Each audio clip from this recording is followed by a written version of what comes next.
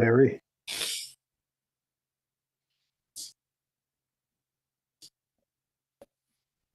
Can't hear you. Okay, Roland, you're traveling?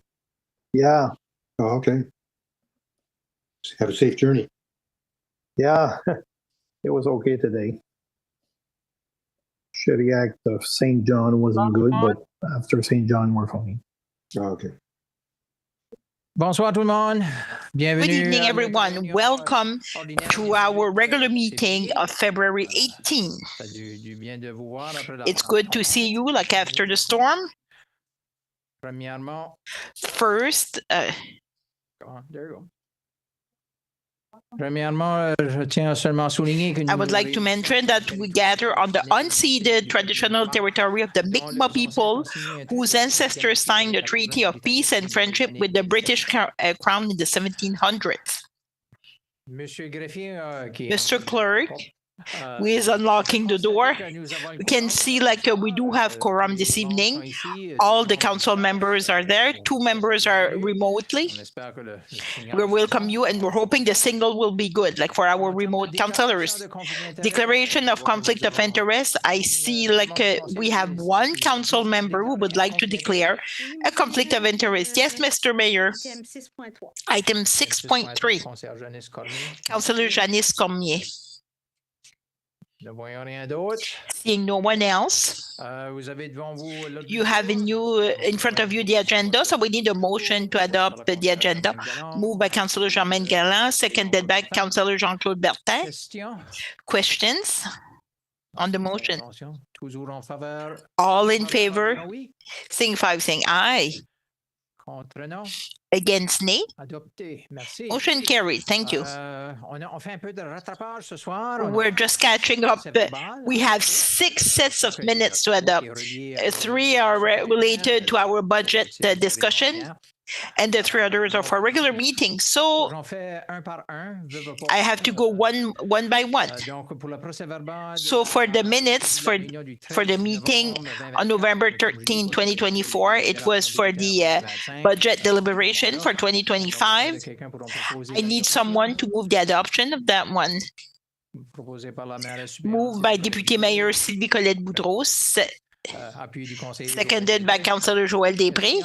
Questions on the motion? If not, all in favor signify saying aye. Against nay? Motion carried. Thank you. I always pause for our remote councillor. Same for the minutes of the meeting held of November 14. It's for the budget, the deliberation, moved by Councillor Janice Cormier, seconded by Councillor Paul Boudreau. Questions? If not, all in favor signify saying aye. Aye. Against nay? Carried. Third time, minutes of the meeting held of November 25th. That's when we adopted the 2025 budget. I only need someone to move by Councillor Emile O'Brien, seconded by Councillor Germaine Galland. Questions? If not, all in favor signify saying aye. Aye. Sorry. Against nay? Carried. Minutes for the meeting held on December 2nd, 2024. It was our regular meeting. I would need a motion to adopt the minutes. Moved by Councillor Germaine Galland, seconded by Councillor Emile O'Brien. Questions on the motion on this minute? If not, all in favor signify saying aye. Aye. Against nay? Carried. Thank you. The 5th one, minutes of the meeting held on December 16, 2024. So it was for our regular meeting, moved by Councillor Paul Boudreau, seconded by Councillor Janice Cormier. Question on this one? If not, all in favor signify saying aye. Aye. Against nay? Carried. Janice et Paul. Janice. Paul et Janice. Paul and Janice. Mover and seconder. And the last one, minutes from the special meeting held on January 13, 2025. So the special meeting, when we welcome our new council member, Mr. Steve, moved by Councilor Germaine Galland, seconded by Emile O'Brien. All in favor, signify by saying aye. Aye. Contre non. Against nay. Adopté. Merci. Carried. Thank you. Ça a rattrapé. Ben, on est rendu en mode. We caught up. We're not behind anymore. In terms of public presentation, we have 3 presentations, 2 from Plan 360, and these ones are related like to rezoning requests and modification of our municipal plan. Bonsoir, monsieur. Good evening, sir.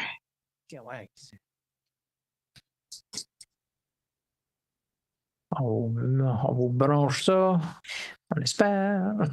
So they're just connecting this.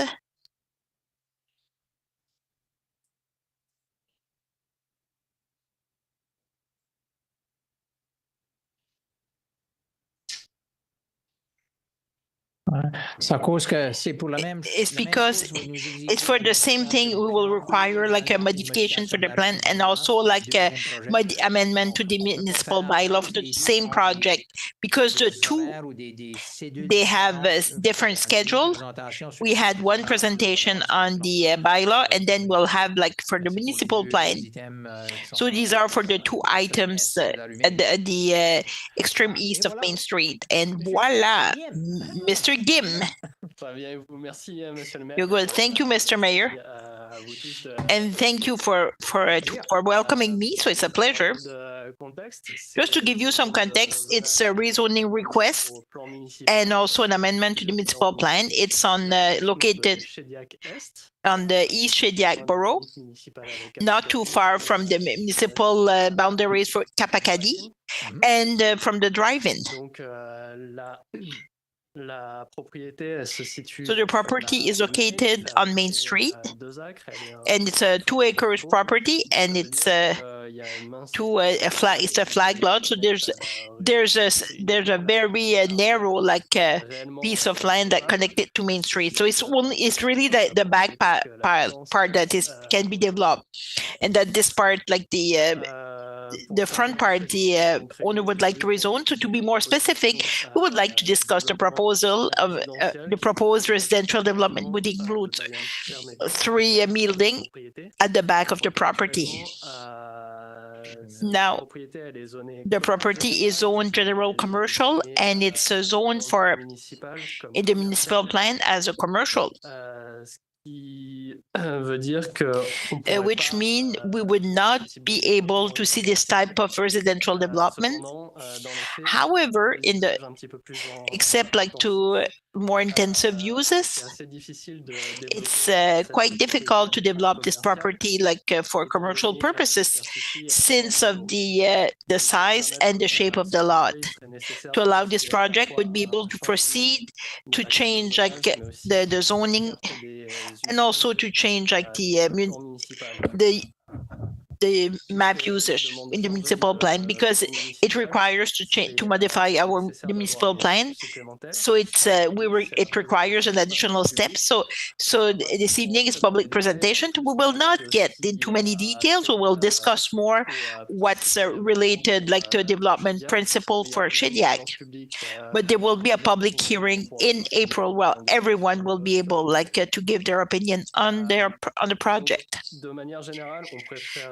So generally, we would prefer like the commercial zone around Main Street, because it's a central commercial access of the town. But the shape of the lot and its size requires maybe to take a different approach for development.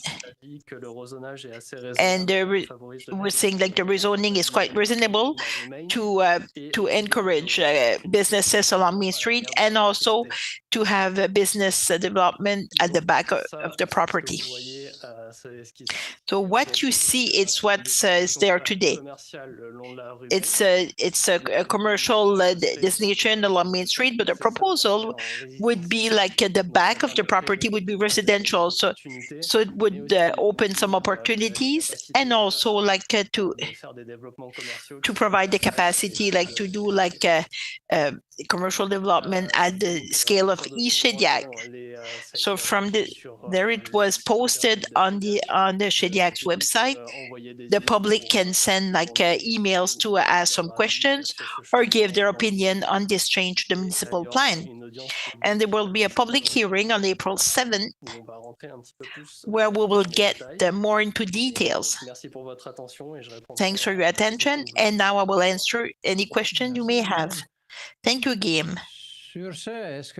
On this note, like any council members would have questions on this one. Councillor Paul Boudreau, I have a question. Thank you for your presentation.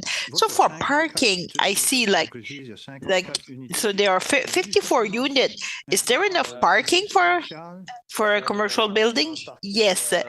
So we have a central parking that would allow like to have enough parking spaces some for people with mobility problems, and there will be this zone.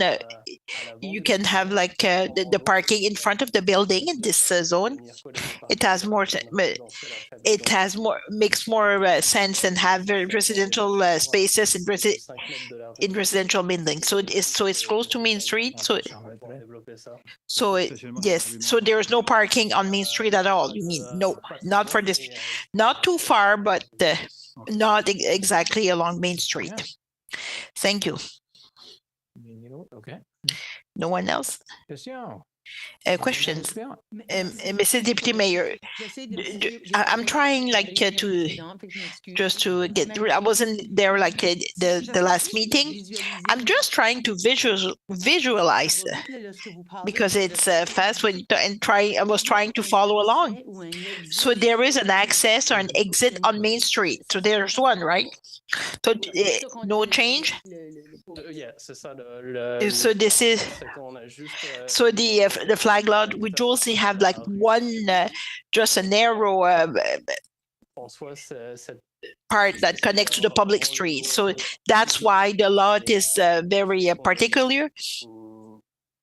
And we're in the opinion that it requires to think outside the box than the municipal plan. So it would to have commercial development on facing Main Street. So we're trying to do like to use that line as much as we can. So if there is an access to Main Street, it's not very wide, so not enough to build a building. So at the back, like it's more. So to have maybe so it would be the only access. Thank you very much, Councillor Boudreau. You know, like the section, like so do they have like to have any green spaces, because this is the backyard like for some residences. Yes, they will keep like green cover and because we have residential zoning like closed, so it's good for. Thanks for answering. Thank you, Mr. Mayor. I think no questions online, so I think that's it for that one. So your colleague is doing the other one, the next one. So you're like a tag team.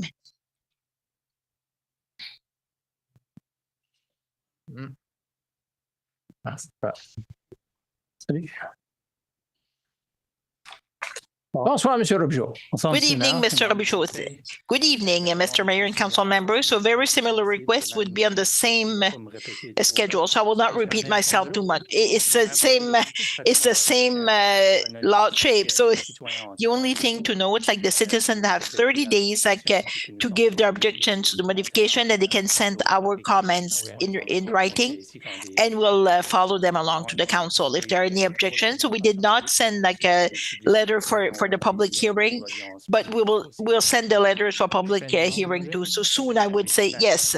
It's 21 days prior to the hearing. So the request is very similar. So if we change like the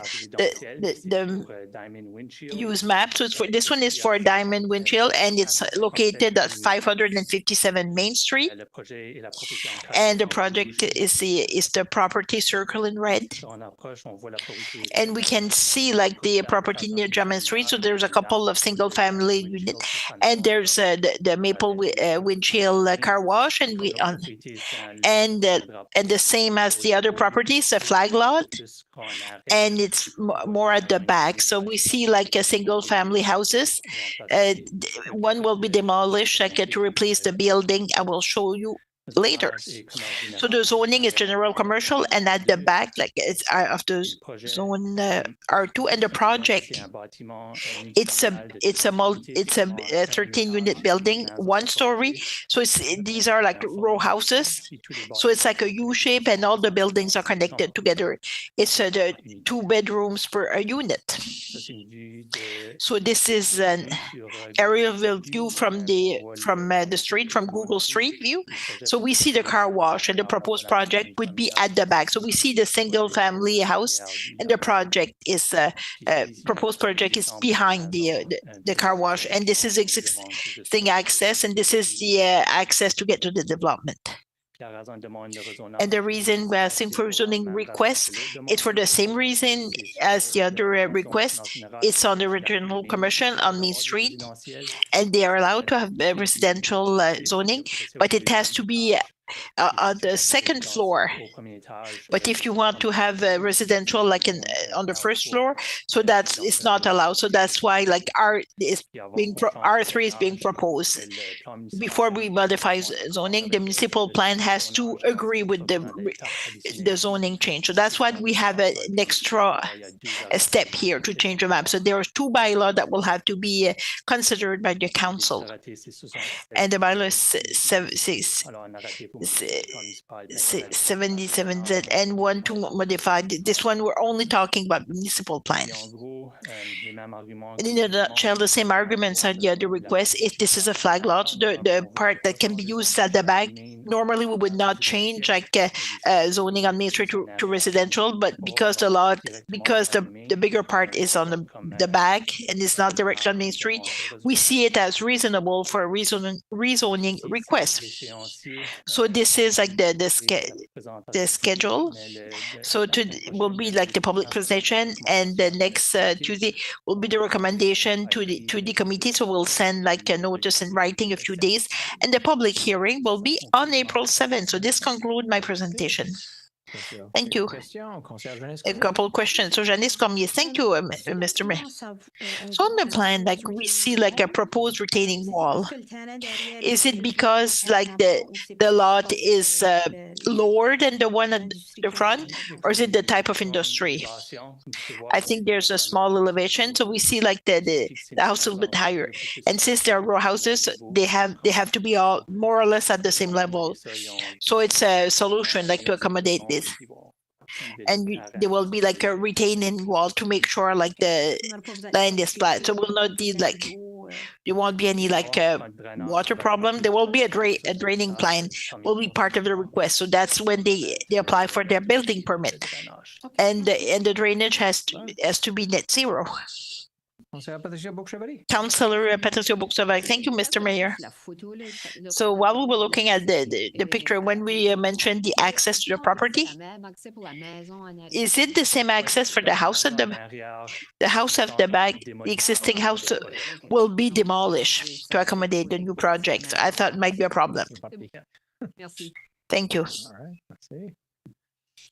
Madame la suppléante. Mrs. Deputy Mayor, thank you, Mr. Mayor.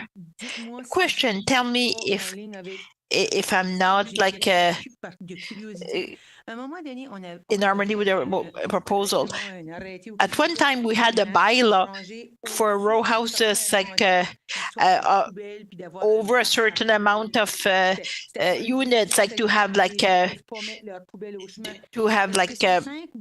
bin, garbage bin. So is it is it still exist or not? Like because there, I do not want like to say give you the wrong information. I think we adjusted it like to 6. So the limit of the R2 is over like 6 units. They will need up to treat like their garbage as if they were an apartment building. I think there's 5, so they would be okay. All the residents would put like their garbage at their curb. I think people will, it will be like an apartment building. So they would have to take care of that. Parfait.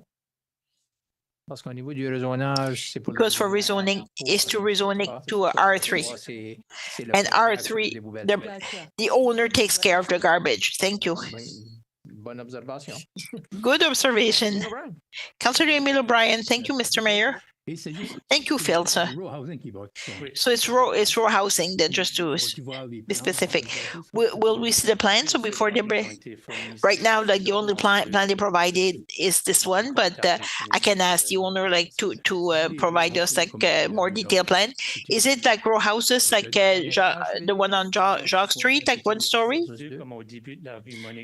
Maybe it's at the beginning of Monique Street, so it's like a slab on grade, like it's not like the split level like we see. It's only like 1 floor with a garage. Okay, the same as the ones on Monique Street. It's always good to compare with the visuals we're familiar with. Thank you. No, perfect. Perfect. That's all. Thank you very much. Les prochains sont. So the next one, 6.3, presentation, disc golf, and Councillor Cormier will exit the room. Mr. Chris Liret, good evening, sir. I'm good, so thank you. So you will be talking about the disc golf. So the presentation is there, so. That's your key program. C'est bon? All right. So you're good, Mr. Mayor, council members, public. Good evening. My presentation is a bit different. So my name is Christophe Liret. I'm the president of a nonprofit organization, Ladigo Conservation, and our mission, like we do different things. We do like we preserve the Acadian and Wabanaki forests in terms of climate resiliency, and we build some trails, discovery trails. So those who do not the disc golf. So I will give you like an idea what it is. So I will switch my slides. Essentially, like we build the disc golf. So once we do it selectively, we make sure like the forest is resilient to climate change. We build like one golf course in the Cormier Village. Now we want to build one golf course in Shediac. For those who don't know disc golf, it plays exactly like regular golf, except instead of a club and a ball, like through a disc, and you put it. You see some like on the presentation right now. It's the same rules like par 3, par 4, 9 to 18 holes, depending on the course, and it's a sport that's exploded during the pandemic. I was in Ontario during the pandemic. I started playing there, and then I moved back here, and I started my non-profit organization. The first course in Cormier Village is built, so 12 holes, and a lot of people are playing. So the project was a partnership with many other sponsors. A lot of partners from the community wall got together to help me build this golf course. And after 3 years of wood cutting with my brother, and then with Fiona, we lost about 3.5 acres. But it gave us an opportunity because after Fiona, we saw like all the damage done by climate change, and it really matched like the research I did in Mount Allison. So I have a degree in geography. So we thought, so my observation were exactly like what we expected, essentially. So some type of species of tree were falling, and maples like were able to sustain. So since June, we opened the course, so we have over like 750 round plays. So it's a UDisc application done, and to see, and we have over 160 players. And you see on the map, like the application give you the region where Colorado, some people from Alberta came to play, maritime provinces, New York, Massachusetts, etc. In reality, there's over like 1,000 games that were played. It's a big success, and we're very, very pleased with the results. So congratulations. For conservation, well, it's a selective cut of the forest. It is really like one way to educate what is a resilient forest. And with an approach with a selective cut, we know like of 10, 15, 30 years, you can harvest more wood than when you clear cut. A clear cut everything, and then the trees like compete for sun, and the trees that are growing are really small. So it's a different approach, and we can have a better harvest and more that can sustain climate change. So it's really important that Atlantic provinces. So the mission of this golf and cutting, it really matched like and the players understand what nature and the mission. We had the partnership with the sports center in Commie Village, where they get, so they offer part of the fees of people playing, and then I can use in exchange I can use the center for events. And we also submitted like a request to the Environmental Trust Fund. We want to install like interactive like panels to show the importance of different tree species. Now we would like to build our second golf course in Shediac. So we have a partnership with Eco Oasis. They started a project like just to have a space, like a nucleus for art, for sports art in the region, just south of close to the highway. So they purchased over 250 acres. We have a partnership, so we will have a lease like for the lot to build a golf course. So the opening, well, in 2027 in July, and depending on the 25, 26. So this is the map of the golf course. We have 75 acres like that are mapped for it. So once the snow melts, well, we'll be able like to build the golf course. We'll start like harvesting wood. It's a different than the one in Commie Village. The one in Commie Village is very small because of space limitation, but I wanted like a golf course for people who never played. So it was a success. Now Shediac would be like a bigger one for a golf course, like in PI. That's where like the hub for disc golf. They have one that is one was number 3 worldwide. And Fiona made a lot of damages, and a lot of people go there. Like in Shediac, we're really well positioning to build a new like golf course for championship. Like this is our goal. For government support, well, I discussed with Mr. Dominique Leblanc. He's aware of my project. He's quite busy and now for other things, but he supported me with a summer job. And this year I got like a job. The request for 2 jobs, like one for Commie Village, one for Shediac. If the one Shediac is not open, provincial, well, Jacques Leblanc completely support the one in Commie Village, and Robert Gauvin, like because it's south of this riding, he completely supports the project. And I had some informal discussion with the RDC, and they support the project, but we still have some steps to do. Like it's the next step. And in terms of municipal, well, we got like the complete support from Beaubassin. We got got some funding from Beaubassin. Now it's Cap Acadie. Now Cap Acadie got some support, and the mayor of Cap Acadie now he just loves to play like it, to start playing disc golf. So when people start playing, you become addicted. You cannot stop anymore. The benefits, well, I talk about the geography of Shediac, like it's really beneficial, like to capture like the people coming from PI. Where we're located, well, the world of disc golf is like normal golf, like takes less time. So people can play like 2-3 games per day. So if they become addicted to Shediac, so they will go like maybe to Sackville, Port Elliott, Shediac, PI.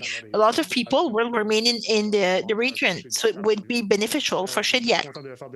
I'm very happy to have partnership with other nonprofits. In terms of community, well, it's an outdoor sport. It's not expensive. You can play alone in a group. I always like a challenge because I see no like a negative. It's not cheap. It's really fun, and it's you can play for fun. You can play like at a professional level if you wish. The total budget, like 160,000, it does not include like the land. If the RDC agrees, we're talking about 40% of the estimate funding. If not, Mr. Goma indicated like a 15,000 support from the community fund, and we presume we can, or up to 60,000 that will have a sponsorship campaign. So we'll need a lot of sponsors. So if we get more money, less money to pay, so we'll pay like up to $8 to play, and with those fees, we'll be able like to repay our loan.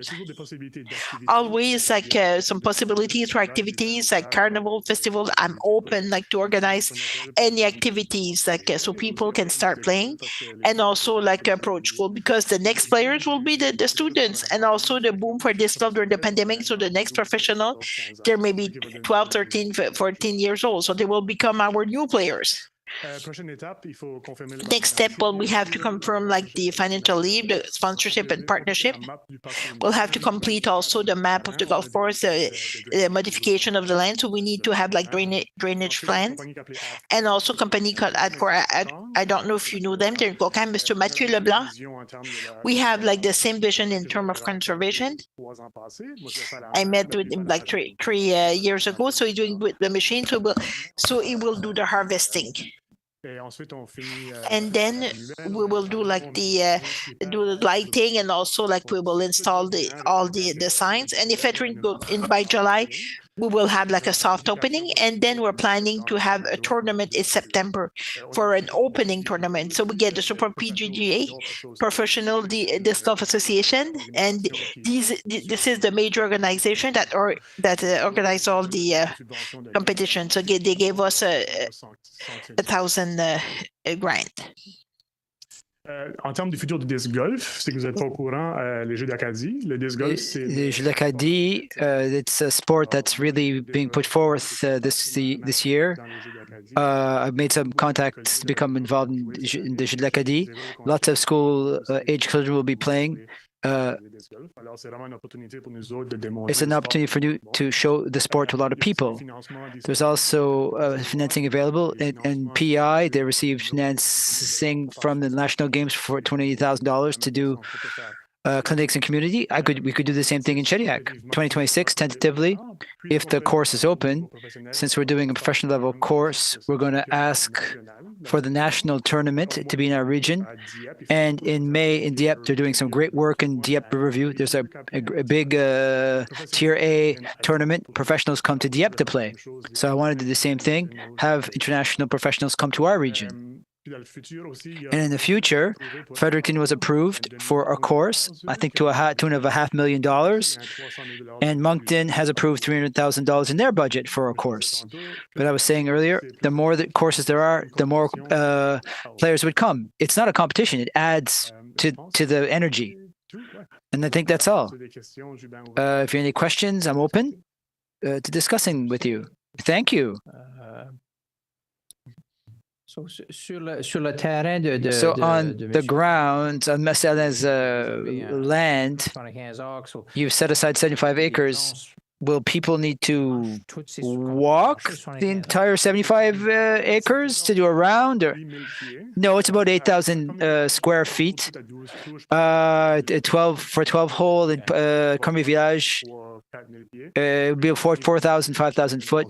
This is for a championship level course, but the 8,000 feet is standard, let's say. It will vary on how we do the course. It won't be the entire lot, but 8,000 feet. It's a lot of steps for people. It's a physical activity. Cormier Village is 1 to 2 kilometers for the route. So we're aiming for about 4 kilometers.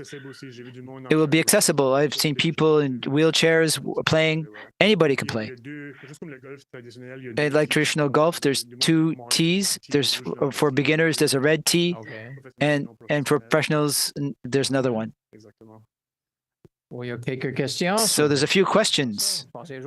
Councillor Joël Després. Thank you, Your Worship. Thank you, Chris, for your presentation. It's really impressive. I didn't know that you had that in Cormier Village. I didn't know that it was this big. I didn't know disc golf was this big. It would be really great for the economy of Shediac. Have you discussed what to do about the road in the spring? We're really separate from Ecoasis. They have 2 plans. There's Plan A and Plan B. There's Pelerin Road is not a great, Pelerin Street is not great in the spring. It'd be great if it was fixed. I'll leave it at that. Plan B would be from Lino. They're buying a piece of land to make another entry and have a separate road to come to the course. There's Plan A, Plan B, Plan C. Disc golf would be the last step of the project, but now it's the first one because we realize the opportunity that exists to build a championship level course. And that's the easiest part of the project for him to build in some way, because it's open year-round. It's open year-round. And even Cormier Village, we had 17 rounds in January. It's not a whole huge number of people, but there's still people playing. It's hard to play, but I'm trying to clean the tee pads, keep the tee pads clean. There was in November, it was beautiful. There was a big boost. And what was great when we opened, I don't know, it was constant. People, it was very consistent in terms of number of people coming. It wasn't just at the start and a crash. We had people coming regularly. It's really great. I think it sounds great for the businesses to send their employees. What would you call that? Staff party? Team building? It's a market that we didn't realize. I did too at Cormier Village. I didn't even promote it. We're certainly going to be trying for that. There's a demand for that. There's the bar after in Shediac. There might be the same type of dynamic that could settle. Open. If you want to do team building, you're welcome. I would support the $10,000 for sure. Thank you very much. Councillor Paul Boudreau, maybe you need to find your disc and your ball. I've lost golf balls and I played at Lakeburn. It was fun. I didn't lose any discs, but you lose them less often, but you can. Great presentation, great project. But the fact that your budget, it didn't show the less sexy things like parking and sewer and water. What are you looking to serve your clients? It's expensive. Yes, absolutely. It's on our own land. It's separate from the Mr. Alain's project. So parking will be on the river part. We would like to make a large parking lot eventually. For water, I have in GIS. I've made hydrographic marks that make sure that we did a pivot. The land that we're going to use has a lot of water problems. The place where the town puts all their snow, it's on top of that piece of land. We're wondering why it was so full of water and it was very damp. I did the topographic map. I said, that's the problem. It comes from the highway and it goes down the river. I can show you the map if you'd like. But the south part of the river, since the river is well designed, there's a consistent grade. In the spring, we'll have to wait till spring before we walk the land. But the 75 acres that I have walked, the parts I have walked, I say that Chemin Pelerin, like Joël, it's at least something to be desired. Something for the director, Julie. What do you think of this? Is it good? You're not putting me on the spot? No. I think it's an addition to the department. That's why Chris was invited to come present before you. It answers your question. Yes. That's all, Your Worship. Very interesting. What do we do with this? Is there we don't have a vote on it tonight. Is there a request? With no vote up tonight. It will be coming up. C'est ça. J'ai pas compris. I didn't understand. We won't have a vote. We have a vote for tonight. It would be for at the next meeting. The financial request would come at a future meeting. Go ahead, Mr. CAO. Yes, Your Worship. We're very open to projects. Internally, we wonder if we bring them forward immediately when they come, or to create a process where we assess them all at the same time. It's more. That's why we might wait, because we know we might have others and want to bring them all together. So a few times per year, not at every meeting, so you can see the impact and judge each project based on their merits in association with the other applications we receive. Thank you. Councillor Roland Cormier, if you want to take off your mute. Thank you, Your Worship. Thank you for your presentation. The first question, is it a non-profit association that owns this, or are you the owner? I'm the president of the non-profit association. Everything will be separate. You're the owner? No. I am the president of the non-profit association. I don't own the land. He's a president of the non-profit association. And is it managed by a board, or? Yes, we have a board of 5 people. Okay. Based in New Brunswick. And it's non-profit, as I understand it? Yes, that's right. I don't make a cent.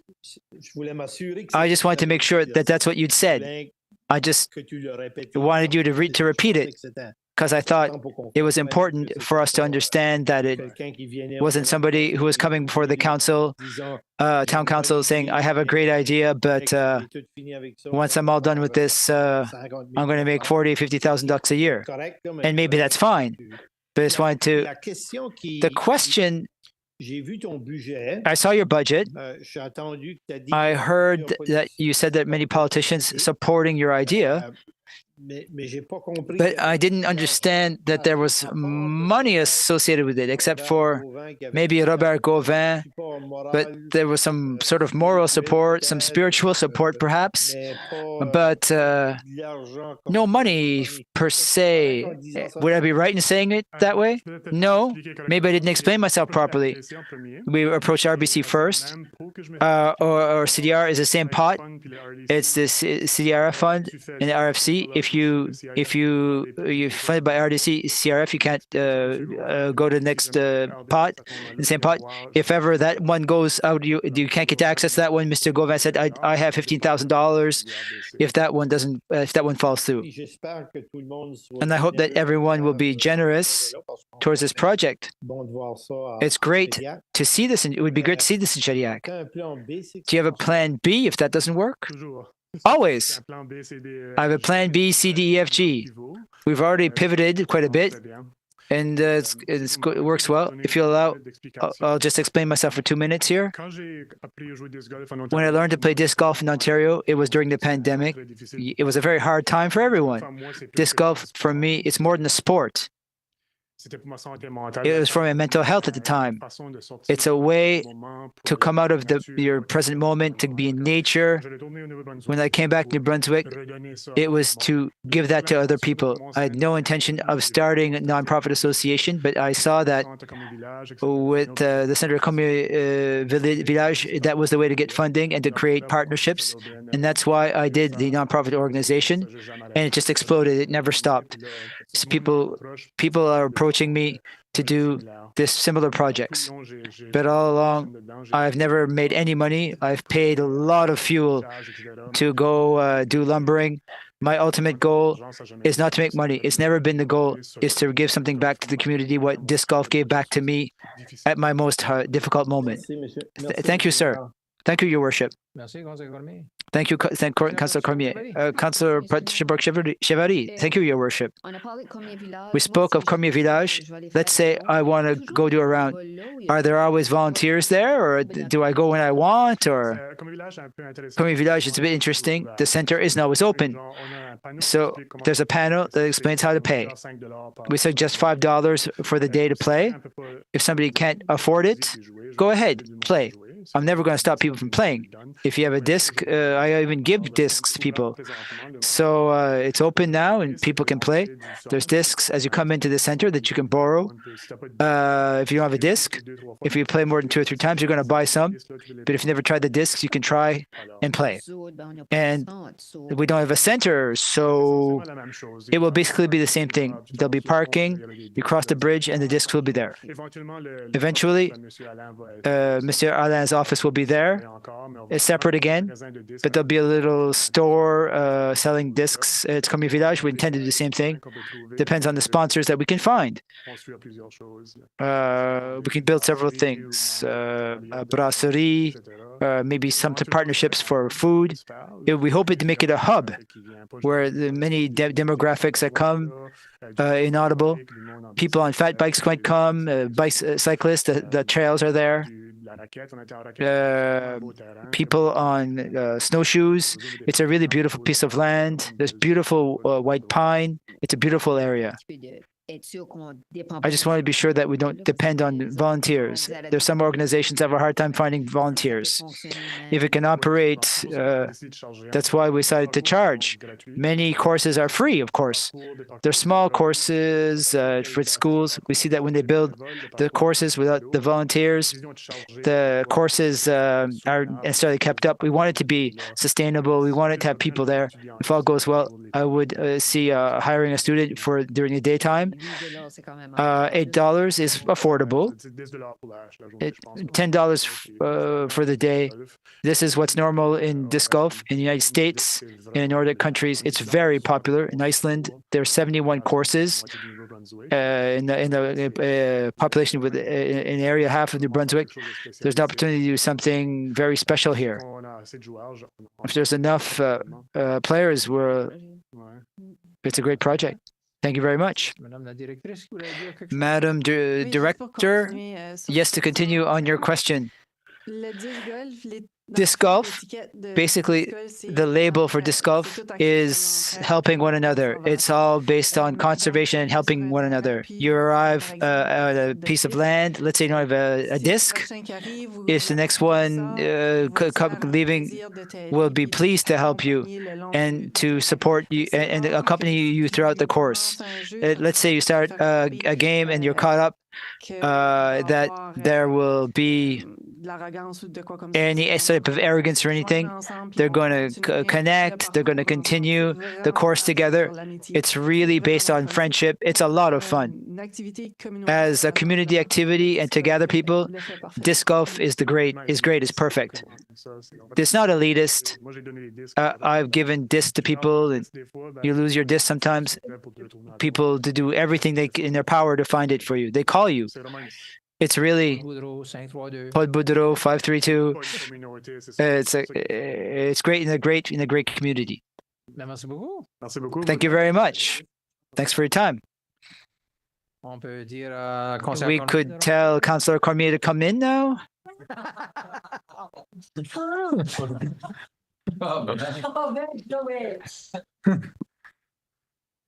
All right.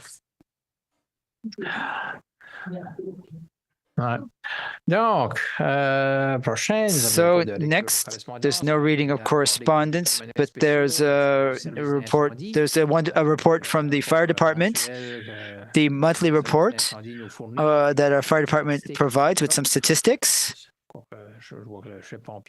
Although I see that the fire chief is not here. In terms of building permit reports, see our figures for January. February is not yet done. It's starting better than last year, 4.6 million. It's a good start, as you might say. and many multi-residential buildings. In terms of the mayor's report,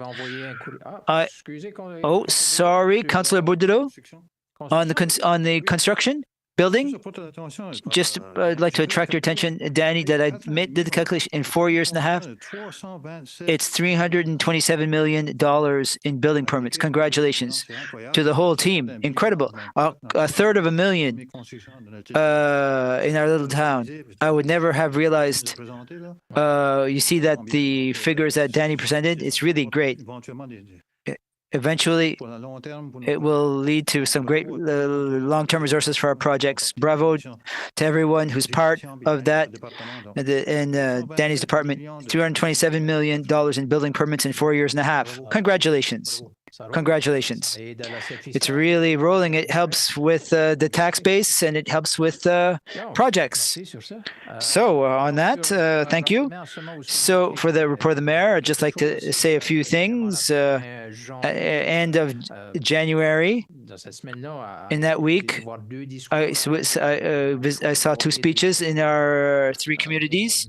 Mayor Lapierre of Greater Dieppe, Moncton River Dieppe, spoke of their revising their municipal plans, as we are doing. It's similar to the same things that we're doing.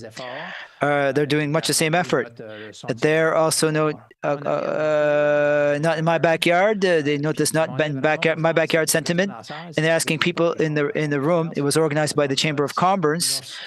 When there is development, we need people to show their support. It's not just elected officials who can promote these things. In September, as the same type of evening, same type of activity, in September, it was during the municipalities week. A new week it's been a new week. It's been in existence since 2 years. In January, I went to the opening speech for the province. I saw the video for the Siemens video to the smart energy community, the best promotion that we ever had in the capital, I guess, I would say. And we were able to follow up with energy, with Power NB, NB Power and Siemens. We've done this 3 or 4 times for our next project, to be the first net zero municipality in the country. So we hope to pursue on that direction. It continues. We have a few discussions related to some departments, so SDR, local governance, and in terms of local governments, we met them today. We couldn't see them. We were able to have some discussions today. In terms of the regional Southeast Regional Service Commission, the new regional garbage collection has started. Our day has changed from Monday to Thursday, or only on Wednesday. So there's a couple of hiccups in the first week, but it's on the whole going okay. Any change, of course, leads to some need for adjustment. In terms of tourism promotion, Floor 13 Consultants, it's a company working on a tourism development strategy. In terms of infrastructure, there's RC Strategies consultants have been retained, working on the need for cultural and sports infrastructure throughout the region. It will indicate what the shortfalls are, what do we have too much of, what do we have not enough of. Do we have not enough arenas or too many? Different types of infrastructure. In terms of regional transportation, the consultancy via strategy, they come from Ontario, I do believe. They're working on a feasibility study for regional micro transit, an on-demand system that would be available throughout the Southeast region to bring them to Greater Moncton's center to connect with Kodiak Transit. to be able to do certain trips. And with the Union of New Brunswick Municipalities and the Francophone municipalities of New Brunswick, we're looking to meetings in March with UNB. UNB will be meeting the same, all three political parties. It's the same topic that I shared with the minister this morning. Fiscal reform. We are looking for financing that is foreseeable and that is stable. To have financing that disappears the next year, it does not allow for things. This is the equalization that we have right now. It fluctuates a lot. We almost receive no money in that front here, but we need some support in terms of investing in our infrastructure. It's the same idea with the Francophone Municipalities Association. So that's all I have to say. If you have any questions, I can accept your questions. Otherwise, are there any members of the council? Councilor Ronald Cormier. I saw you in the corner. Thank you, Your Worship. Could you elaborate on the meeting that you had, Minister for Local Governance? Were there many people there with you? Or was it a private meeting? It was myself as an elected official. I met with the CAO and our Director of Economic Development, and the clerk joined us as well, and comms as well, just to share the municipality's priorities. Basically, we're able to meet them today instead of meeting them on January 30th. And the municipality, the priorities were what? What did we ask? Still, in terms of fiscal reform, that's what's coming up pretty soon. The timetable for the fiscal reform is meant to happen so that it's all available for our budget deliberations that will take place in fall 2025 for the 2026 budget. So we were able to, at least on that front, as I said, we need foreseeable, stable financing at all costs, just to meet the needs in terms of investment in the communities. They recognize certain things. They were not able to say a lot on that topic, but they were mostly there to listen. Thank you. Just a small comment. During the week of the Prime Minister's speech, I saw on social media that the municipality of Kapakadi had brought a delegation of several councillors to visit the departments to try to promote their municipality. I think that they stayed there a few days to meet many departments. I would encourage Your Worship to consider that formula. As we know, our partners provincially, they are typically the ones who have the purse string, who control the purse strings for the projects that we'd like to advance. And I would encourage His Worship to consider that for the next year. Thank you. Think about it. Madam Deputy Mayor, thank you, Your Worship. I don't have any questions related to your report, but I was looking, should I share? I had shared by email, information about the cultural policy. I shouldn't read it back again in public. You had highlighted the big major highlights. That's what I wanted to do. The Cultural Policy Committee met. I'm the president. Jean-Claude Germain and Mr. Mayor were there, and the staff and a member of the community, online and in person. We went over the applications submitted to us to date. Fanny was going to look for more. Fanny is our employee. She was going to look for more information from some of the applicants. There were many questions raised around the table. We don't have anything definite to present, but we're meeting again either at the end of February or the start of March. I can't remember the date. I apologize. And then we'll have some more information. That's Cultural Policy Committee in a nutshell. And for the libraries now, I wasn't part of the last meeting, and I just realized that I read the minutes of last meeting, the notes from last meeting. I'm going to do a little summary. I will send it by email. It's a lot of information. I don't need to say everything, and I have to read it to understand. And our next meeting is at the start of March. Thank you. Thank you, Madam Deputy Mayor. Councillor Paul Boudreau. Inaudible. The Chamber of Commerce had its AGM in December, and in January, they elected their executive. Maxime Bourque is president, Max-André Arsenault, vice president, Olivier Douaron, treasurer, Manon Sirois, secretary, Joël Boudreau, former outgoing president, the employment stand, the night evening of the mayor, and there's more activities coming. MADA, that's for age-friendly communities. The community was formed. Congratulations to the people recruited for the first meeting is next week. Unfortunately, I can't be there. It's with Liette, so I'm anxious to see what sort of discussion and we'll bring and bring it to the council. To other economic and protective services committee did not meet. That's all for me. Not seeing anything else. Great.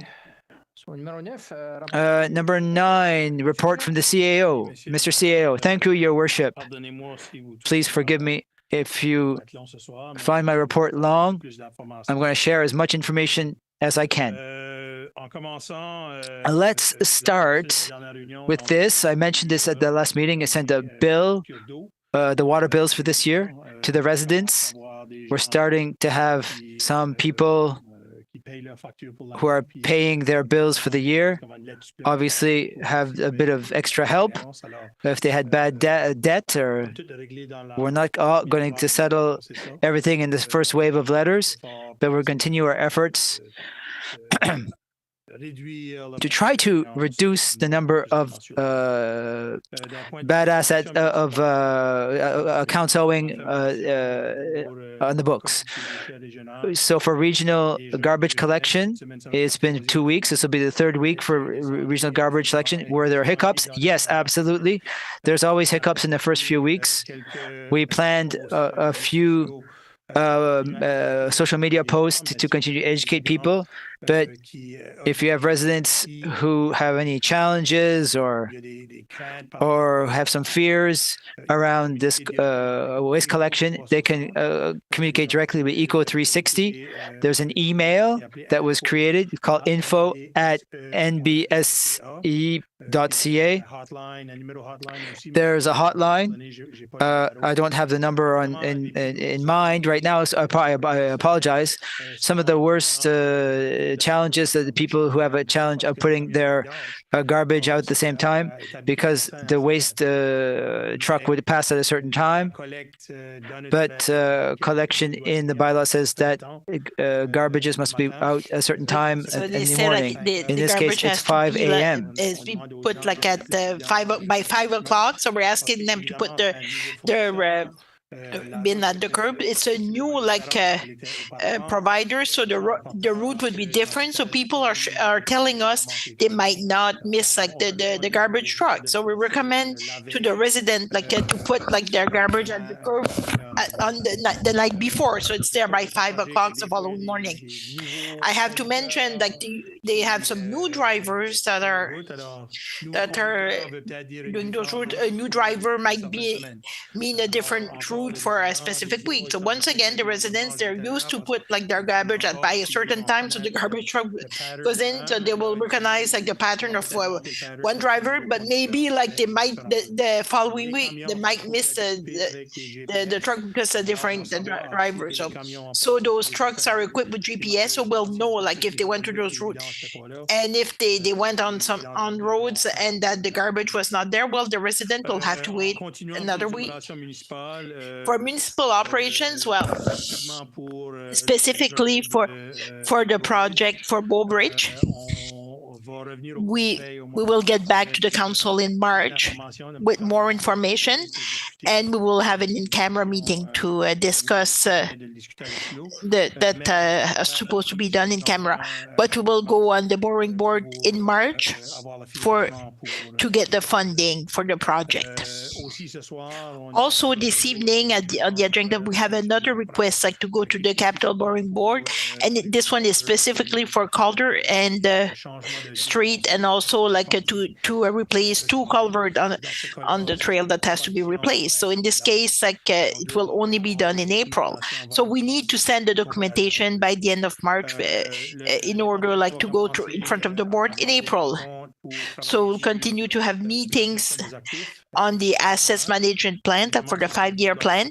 Of course, it's always in the optic like to have the tools that will give you like so you can make decisions long term.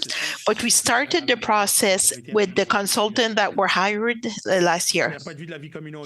For community life, well, for the rec center, we received like some proposals for the business plan, and we will be meeting soon to review like the different providers that submitted a quote or a service offer, and the goal is to present the information at the March meeting so the council can make a decision. And we also had a request from several to get lighting on the trail, so we added like some street lights for the intersection that goes through at this corner. And also like for strategic planning, well, the staff is. Did you have a question? No. On Miquelon Street, yes, I didn't get the name. It's a trail that goes on Miquelon Street, Miquelon. Yeah, it stayed there for a while. Thank you. She said, so, yeah, his wife saying he speaks too fast, so that's why. For strategic planning, well, the staff met with the consultant last week. We started to work on the operational plan. We have a follow-up meeting next week to continue the discussion. And we are hoping that we'll be able to get back to the council to present the first draft of the operational plan, to get your feedback and make some adjustments if needed. For the economic development, well, the lodging tax, well, we're hoping to make a presentation at the March meeting to discuss this file. I do not want to say what we will discuss. We are preparing the file to be presented. So we have a draft for a bylaw that was prepared. So all the consultation happened. So we will bring you like the documentation for information, and then to eventually get direction to make progress on this file. In March also, we would like to bring the file for the industrial park. We had some discussions and developments over the last weeks. The goal would be to conclude the agreement by the end of April. If I'm not mistaken, Mr. Economic Development Director. Also, we submitted a request to ACOA for the net zero project. We're still waiting for an answer, and we had some back and forth discussion on to modify our request to change the scope of.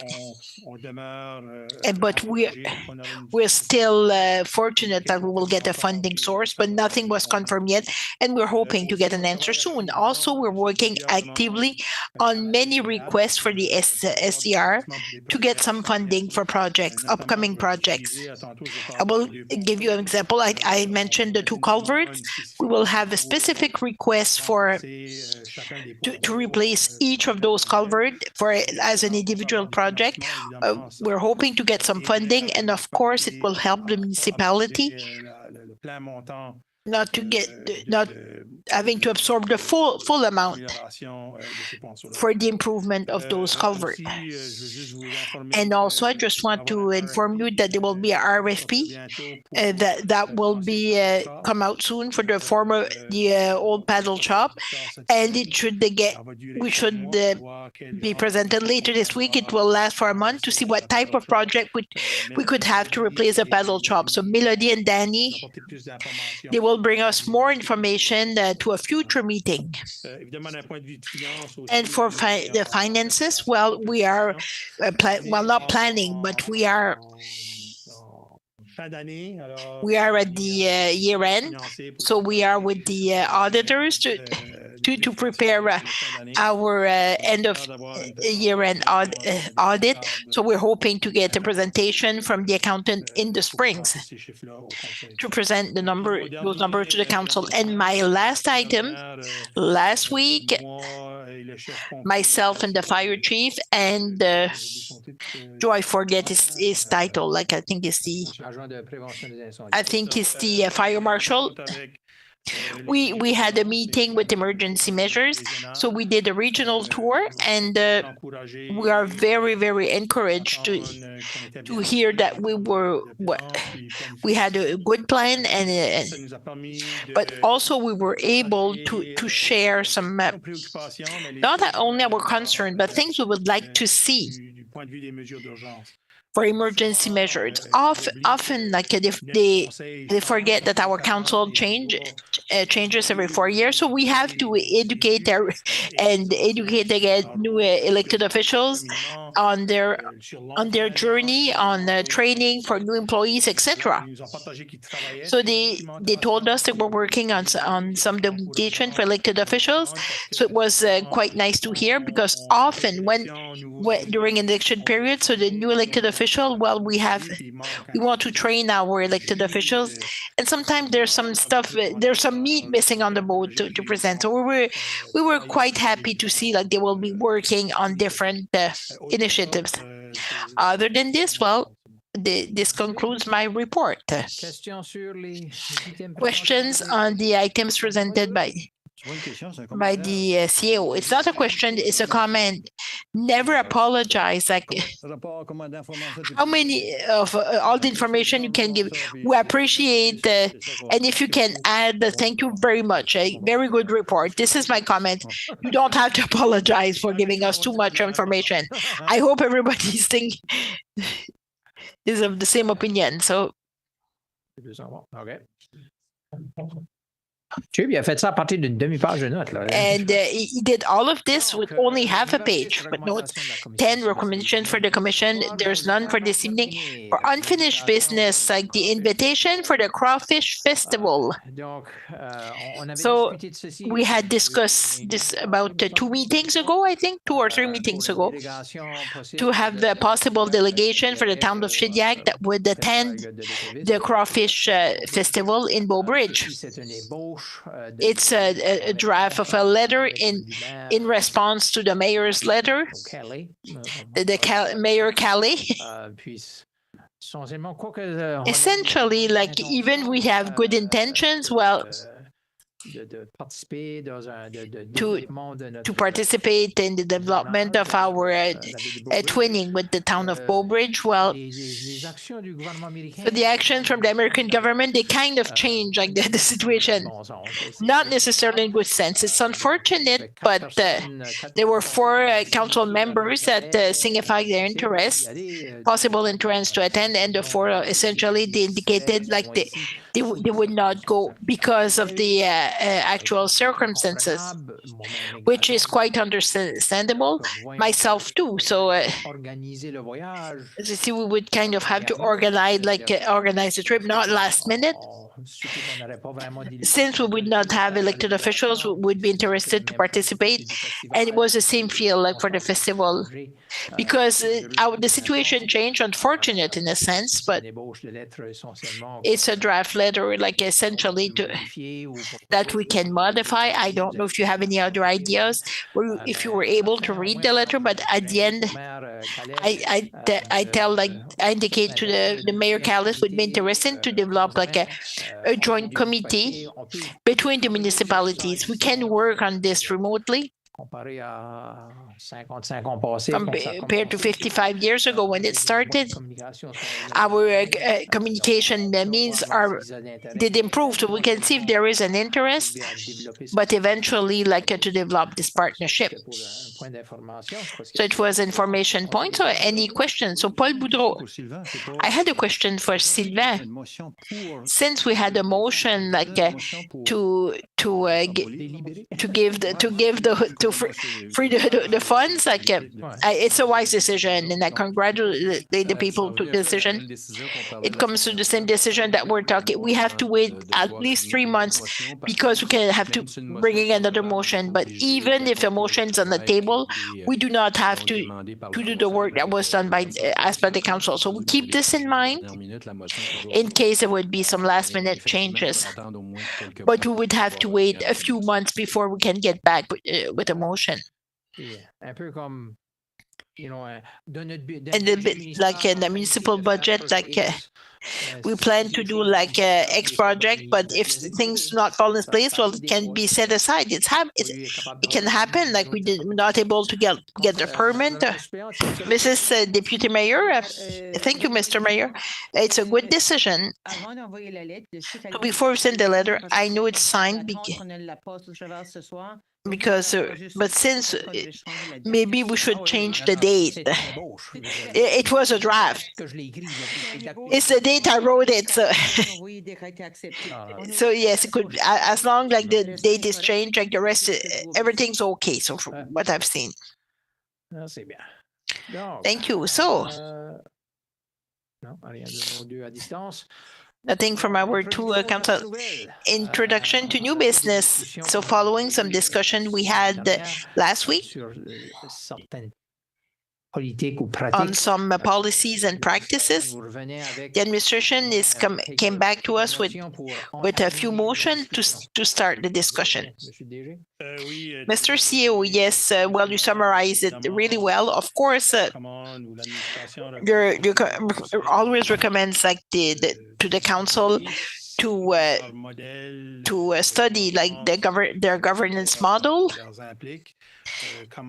and all the implications. Do they have the best model? Do they have the best composition, the best procedural bylaw?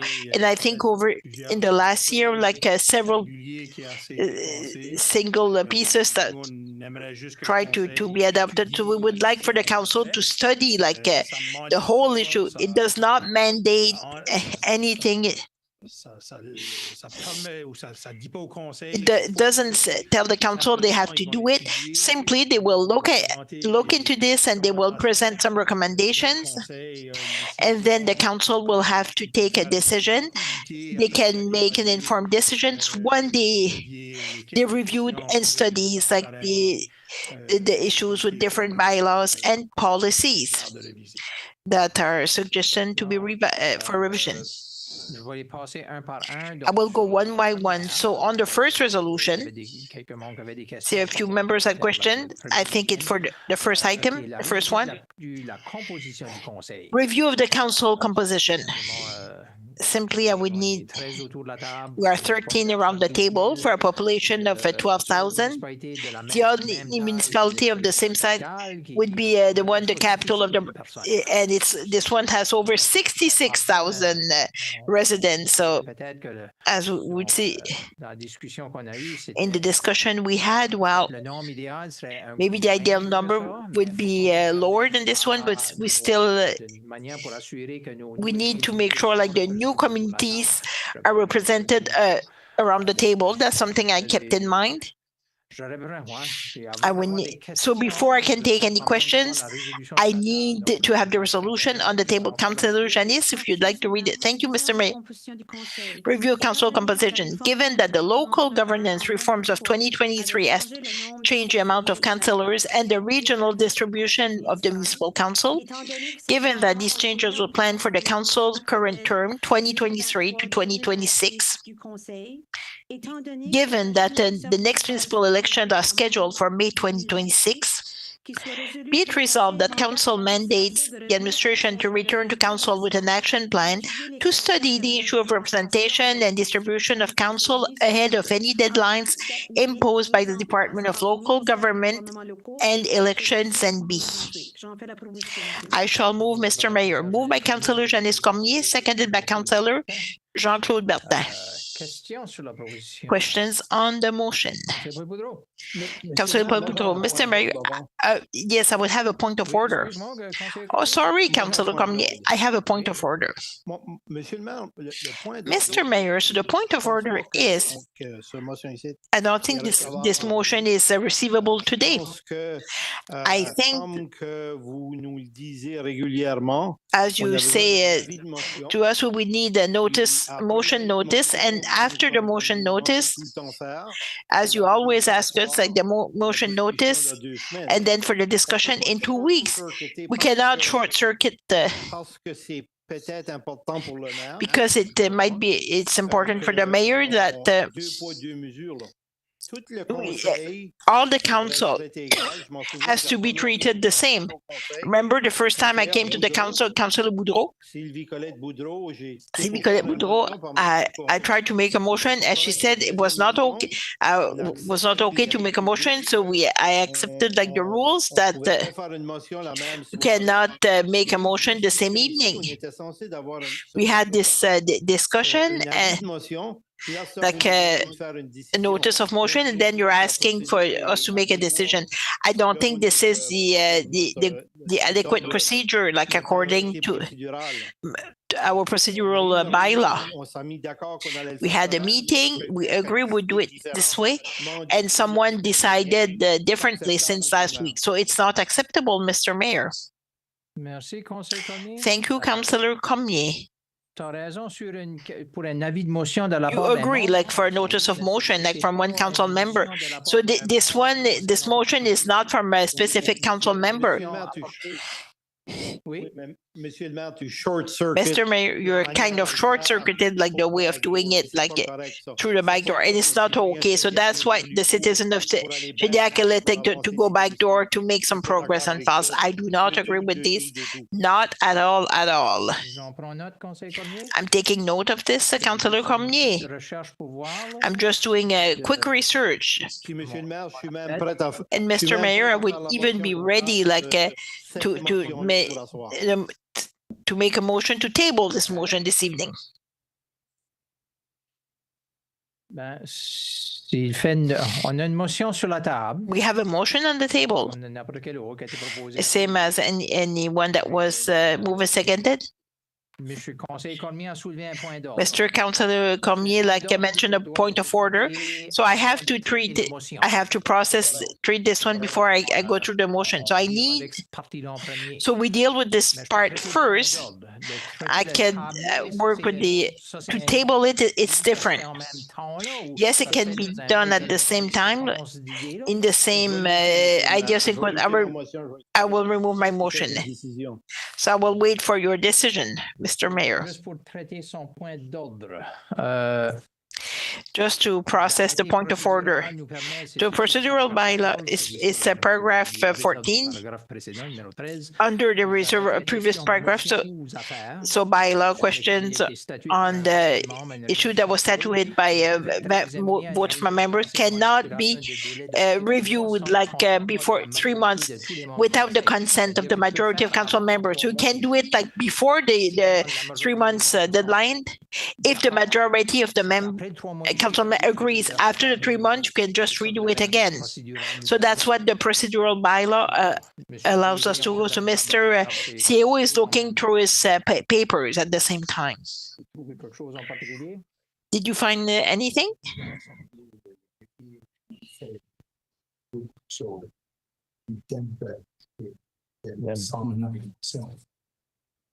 Oui. L'arrêté procédural ne parle pas vraiment qu'il faut faire un avis. The procedural bylaw is not saying anything.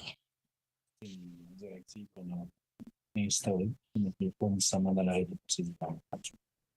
Exact. Donc, pour. Okay, so for the Councillor Cormier, Mr. CEO and Mr. Clerk, like they were whispering in my ear that, as I said, like at the beginning, this is not a notice of motion. The motion is not coming from a specific councillor.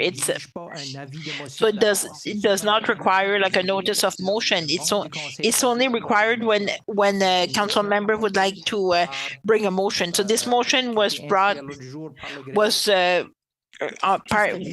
on the agenda. So who decided to put it on the agenda, Mr. Mayor?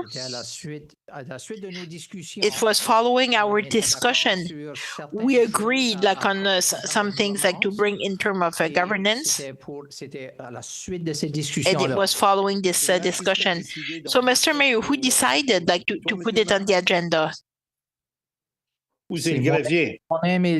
Is it you? No, it's myself, the clerk, and the CEO, because the clerk and CEO should not manage like the municipal council. It should be the municipal council that manage the municipal council. Like, but the clerk prepares the agenda. I'm not questioning this part. I'm not questioning his function. I'm just questioning like it should not be decided with all the respect. Nothing to do with the individual. It has to do like the clerk cannot decide to bring a motion. The mayor has to decide. So that's the point I want to make. The mayor, Councillor Cormier. So the agenda was adopted by the council at the beginning of the meeting with this item. Backdoor once again. It's like I told you. Thank you for the point of order. Je vais m'essayer une autre manière à voir. I will try otherwise to see how the council will behave. And I will certainly respect like the council's decision because the council should decide and not the staff. Yes, I respect your question, Ms. I will move that we table this resolution for the next meeting, until the next meeting for this specific item. So to table the motion 12.1.1 to 12.1.1 on the council composition. Everyone understand what table because we have a new council member. So when we're asked to table a motion, it means we stop the discussion. It will be done at the next delayed to our next meeting. On this note, unless there's no other point of orders. Seconded by Councillor Joël Després.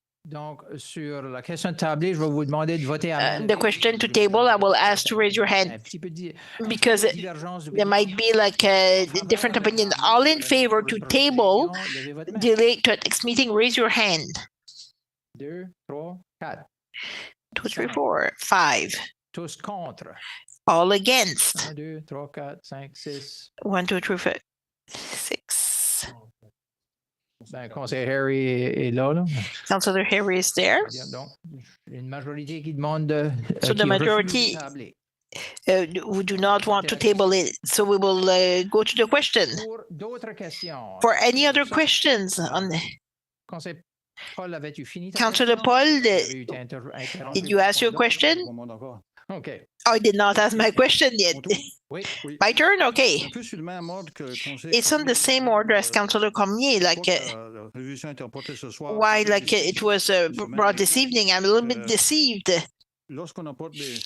So when we bring a notice of motion, like Sivan proposed it at first, I did not agree, but now I agree, like with the Silva's method, like so we have 2 weeks. So after like the discussion from last Monday, we discussed for a very long time. So and I brought it to the June meeting. So I had the attention. The motion in June was defeated, and I looked why it was defeated. An excellent concern around the table. So why didn't you want us to study this file?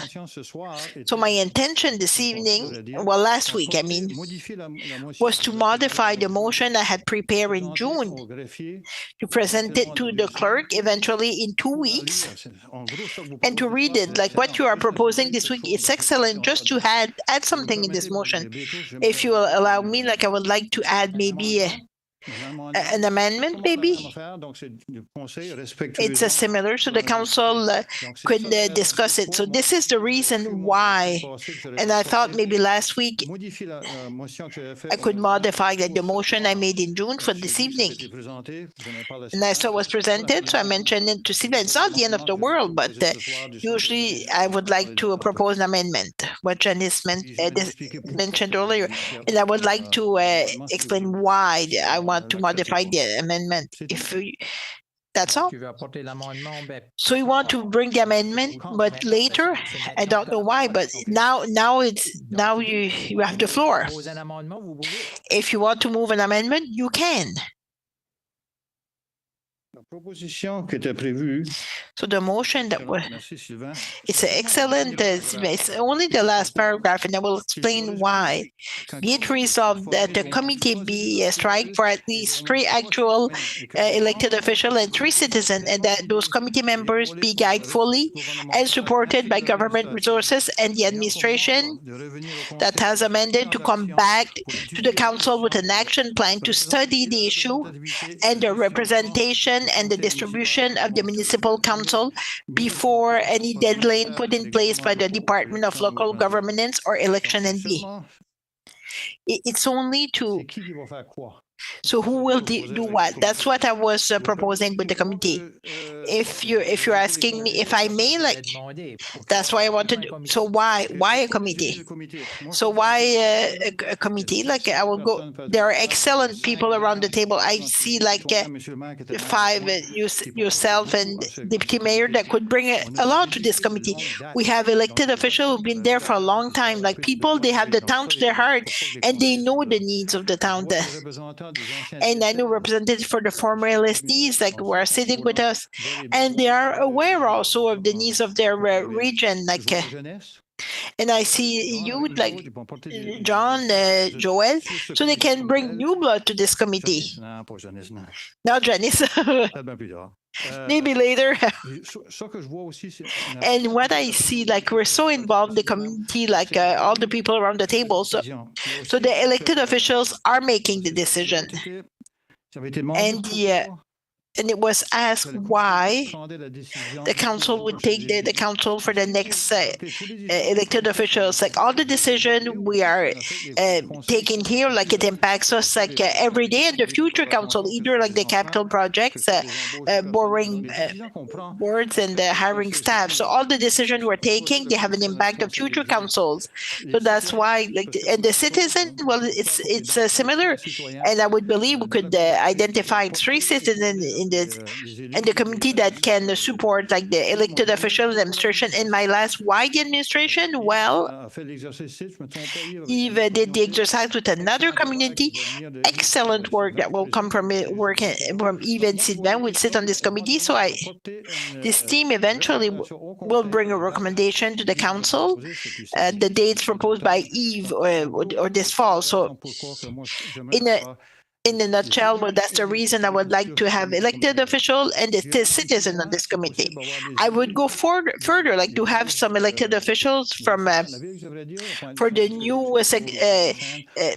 wards of the town, like to Pointe-Duchesne, Scodoc, to have representative, because the decision we will take is for a very long time. So that's why the long explanation. But I would like to get like that's all.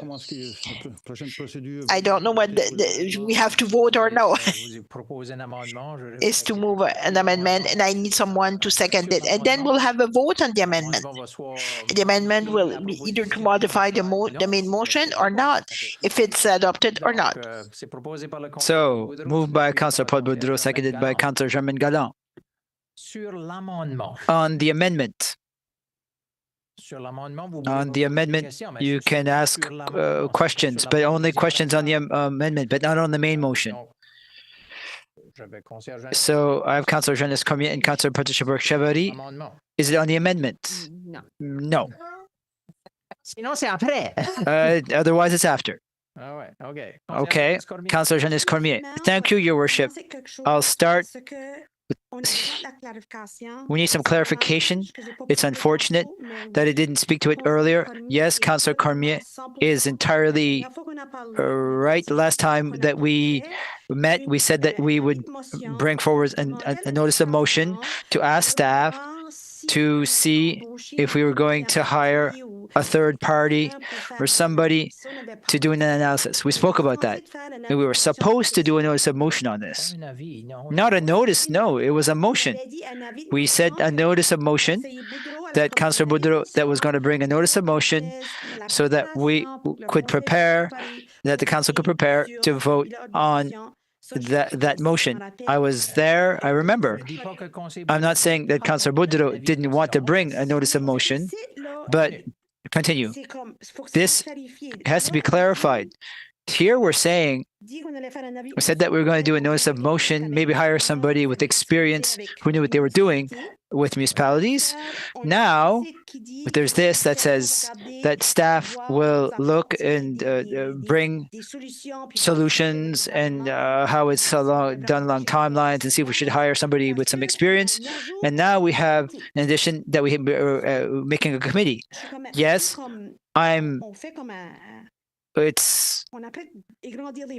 we're expanding the scope here. Anyway, I think that Councillor Cormier, I'm entirely in agreement. We said we would do a notice of motion to look for a third party to. It was one of the items that we raised during our discussion. Yes, I just want to make sure to say that. Thank you. Yeah, Mr. CAO.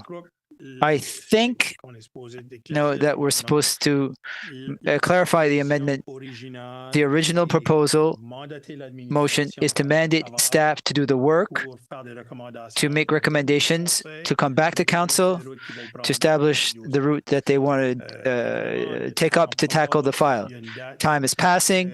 There's a date that Election New Brunswick, it says that changes to the composition must be done 6 months before, and that brings us to elections on May 11, 2026, which brings us into nearly November 11, 2025. And ministerial approval, it has to be provided because a change, if the council wants to make a change to the composition, the minister has to approve because the law on local governance sets out that any change made, there is a 4-year period before there can be a change. The reform brings in that dynamic that you need the approval of the minister. So you have to back up a bit more.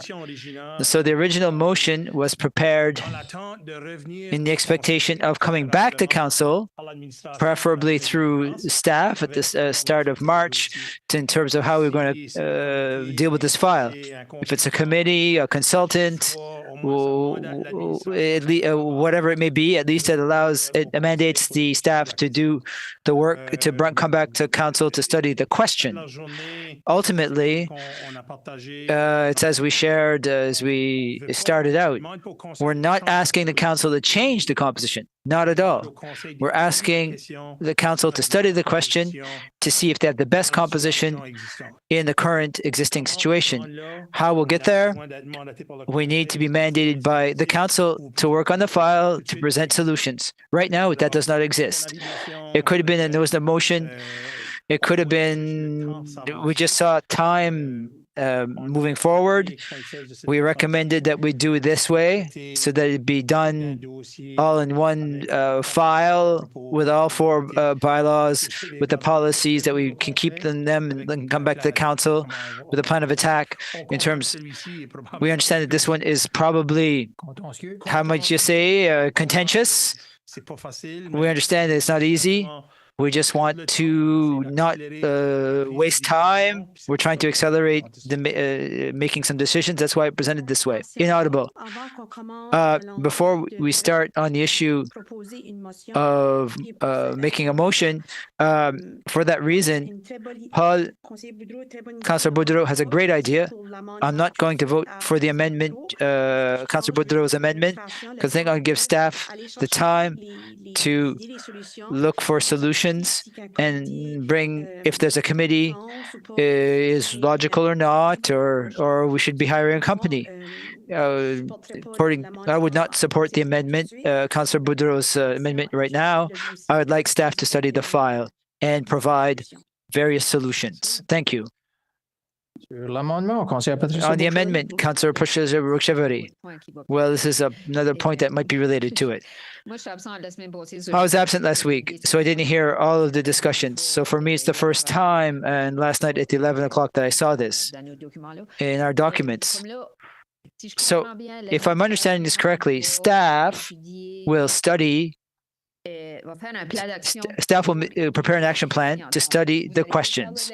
So you're going to do the legwork, and then you're going to say how we could do it. If it's with a consultant or a committee, that's it. Well, aren't we extending the process? Listen, last week we shared that staff is if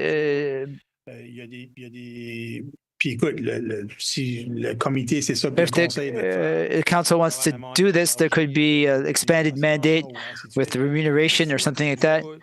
Right now, for us,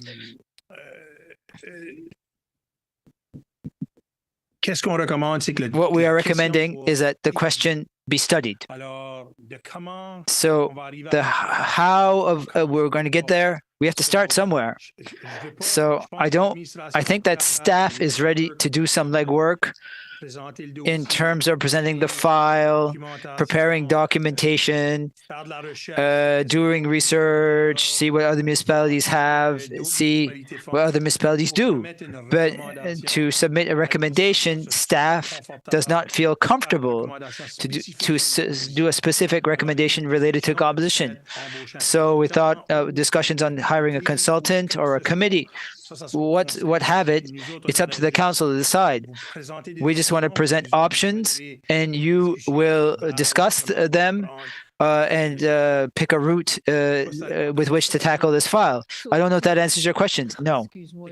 Pardon me. Sorry for having answered so abruptly. You didn't offend me, by the way.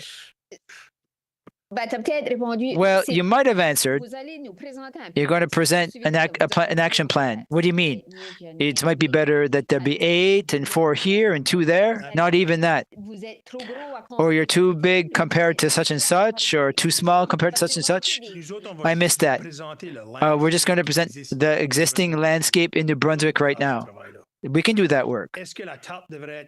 Should the pie be cut into 6, 8, 12, stay status quo? We're not comfortable making that recommendation. Should the recommendation from the councillor is good? Yes, absolutely. It could be one of the avenues we take up. Is it 3? Is it 2? Is it a consultant that leads? How will it work? I don't have that answer right now. We weren't mandated to take on that file. We can present options on how to tackle the file. Isn't it going to extend things? When you say that, decide on... If you tell me that it'll go faster like that, the town of Edmundston, for example, just triggered a very similar process. And they mandated a former judge, I believe. Yes, a former judge, a provincial judge, who will head up a committee. But he's going to be very aggressive in terms of their timeline to cover the situation, to do the public consultation. If the council wants to get public consultation, they can have that. If the council wants to make a decision without the public, they can do that. The council, it is within the purview of the council to have final decision making and how it will tackle this file. We'll only make recommendations in terms of we're not saying how you should treat it. But we're not saying that staff is doesn't feel comfortable recommending 12, 8, 12 wards. We don't feel comfortable. We can do the lead work to see in New Brunswick there are 77 municipalities, and in these 77 municipalities, the average number per councillor is X. I can tell you that the law and local governance says that the minimum number of councillors that you should have is 3. Where you want to be between 3 and where we are right now, it's up to the council to determine that. But I think that you have to study the question in terms of how you will study it. Will it be in an accelerated way? Will it be transparent? What kind of process? It's up to the council to decide how it wants to manage that issue. We're just going to look at options, study how other municipalities have done it, maybe learn from the way they did it. I can tell you I did it twice in my career with other municipalities, and both the processes were completely different. It depends on how you feel comfortable tackling this question. It's all up to you. Does that help? Yes, but now I have another question, but it's on the amendment. It's not on the amendment, so I have to wait. Councillor Ronald Cormier, on the amendment. No, Monsieur le Maire. No, Your Worship. It's on the motion. Councillor Paul Boudreau, on the amendment? Yes? Yes? Your amendment? Yes. Thank you, Yves Léger. Your justification says exactly why I would want the amendment. I respect staff. You're reticent to provide something concrete as specific numbers, 8, 12 councillors, whatever. The only reason that you and Mr. Your Worship and the team that you formed internally to do research on what it might look like, to present it to a committee that I would propose, that committee can then make a decision based on your discussions and research, can then bring it before a council. Otherwise, if the research that you've done has to be done at some point, after that, it's presented to whom? All the council members? It could take a long time. The step that I was seeing with elected officials and citizens, what's the word I'm looking for? The bridge between your research and a recommendation to all of the council. And the people that the mayor will designate on that committee, I dare say, you could get a very wise decision. That's the reason.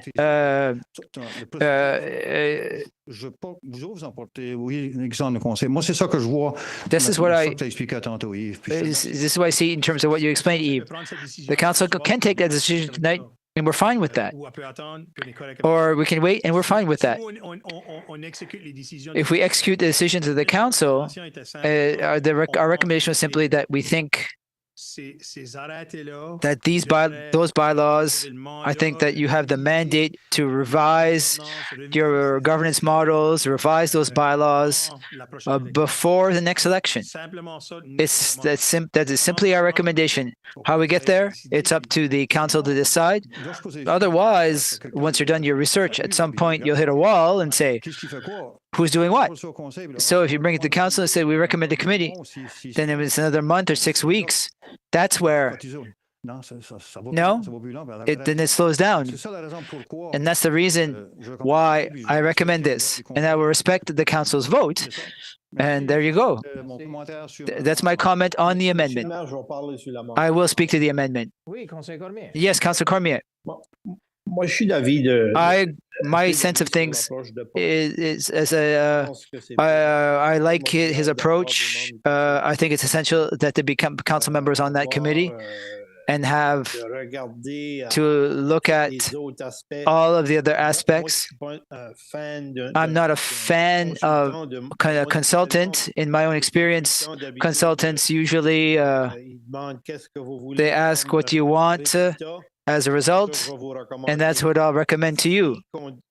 If we start to hire consultants, supposed specialists, it's very dangerous. We might be placed in a situation where we won't be it's a complicated thing to not be in an agreement with a supposed specialist. Specialists are people around the table. There's the elected officials. They're the ones who know their communities, and they're the ones I know who will have the last word. But they should be involved in the structure. They've got to cook the cake. You got to. They have to be the ones put the ingredients in, and not just the consultant. Thank you, Councillor Cormier. Mr. Clerk had a question for clarification that is seeking in terms of the amendment. On the amendment, we speak of 3 citizens, 3 elected officials, and 2 pounds of butter. No. Maybe a cold beer as well. It was you guys, staff. But in terms of numbers, 3, at least three. And then staff was involved as well. Staff is part of the committee in terms of administrative support, for sure. And other people like elections, new NB or local governance, you properly mentioned that in the original motion. The department will play a role if the council decides to change its composition. It has to has the approval of the minister. We're not the only municipality currently assessing this. It's a question that we asked the minister today. We were told that there was a procedure being developed within the department for municipalities that were looking to revise the composition after the reform. We haven't yet seen that procedure. It was supposed to be shared with all the municipalities, but the deputy minister and the deputy minister is sharing that the file is upcoming, and there'll be a procedure, but the procedure won't be really overly laborious to get that ministerial approval. Roland was there when the amalgamation and the reform, the transition committee. It's exactly what we did. There were elected officials and representatives from each region. There was a provincial representative who provided us data. We sat together, we deliberated, we decided, yes, add 4 other members of the council on the table. That's how it worked, and that's how it ended up. So it wasn't staff that said, and Fredericton said, we want 4 more council members. We discussed it, and that's how it went for what, 3 or 4 years? Anyway, in 2022. This is how it worked recently to arrive at the current composition of council. Thank you. Councillor Janice Cormier, you have a comment? Yes, thank you, Your Worship. Could we... Well, I don't know if Councillor Boudreau would agree. You could correct a sub-amendment to the amendment. I don't like to list 3 councillors, 3 citizens before we really look at things. We have 3 LSDs. I don't want all the 3 LSDs. There's 4 LSDs. 4 LSDs. So I really would like to study what the composition of the committee, that committee. I don't want to put us in a box. Is it 3? Is it 4? Is it 5? I don't want to limit us to 3 tonight. I'd like to keep that open so that we ensure that the right players are on the table and the right numbers, and that everyone's properly represented. Who seconded? Yes, I know, but 3. Listen, I accept what you're saying. You like to have a certain number of people from the council, a certain number of people who are citizens, not necessarily specify 3 each. Is that your suggestion? I am going to treat this in 2 different ways. First of all, would the mover and seconder see this as a friendly amendment? Pardon me, Councillor Bro. When there's an amendment that was moved and seconded, the motion belongs to the council and not to the applicant, so they can't make changes unless we make a sub-amendment. That's how I'll treat it. If it was changing a word here, it could have been a friendly amendment. So, would you like to move a sub-amendment to remove the number, the specific number, but to keep the sources, let's say? So, on the sub-amendment, would somebody like to second that? So, basically, let's go back. Councillor Jeunesse Cormier moves on the amendment to Councillor Boudreau that specifies 3 council members and 3 citizens. She is moving that instead of designating an exact number, 3 each, that it be a number that is undefined, that we have some members of the council and some citizens. It's the only thing that she's asking. So, as understood, I think I made it as simple as I can. So you're making a motion of a sub-amendment. Would somebody like to second that sub-amendment? You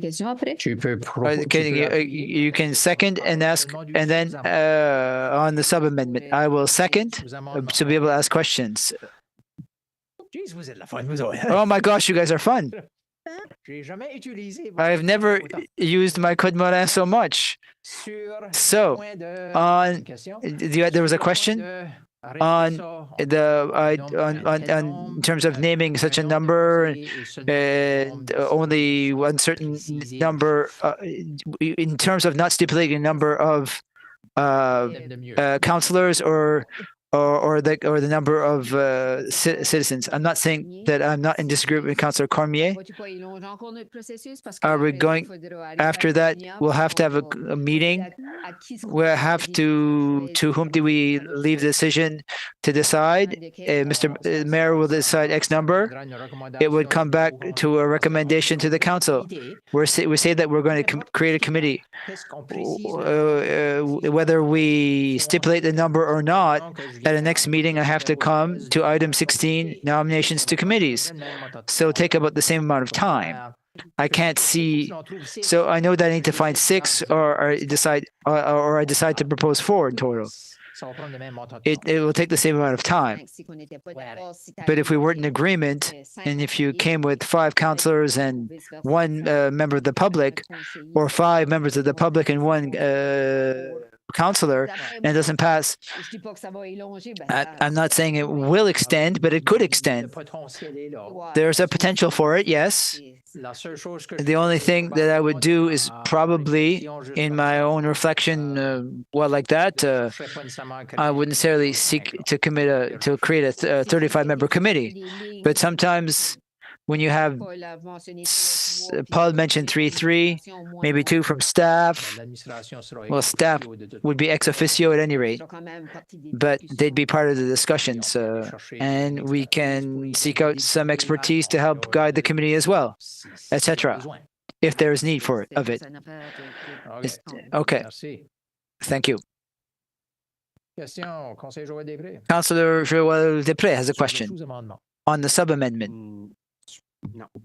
Okay. No. Question Paul Boudreau sur le Councillor Paul Boudreau on the sub-amendment. I put the numbers to move forward the file. It gives some clear and precise directive. I didn't offer names. I didn't suggest specific names of the council.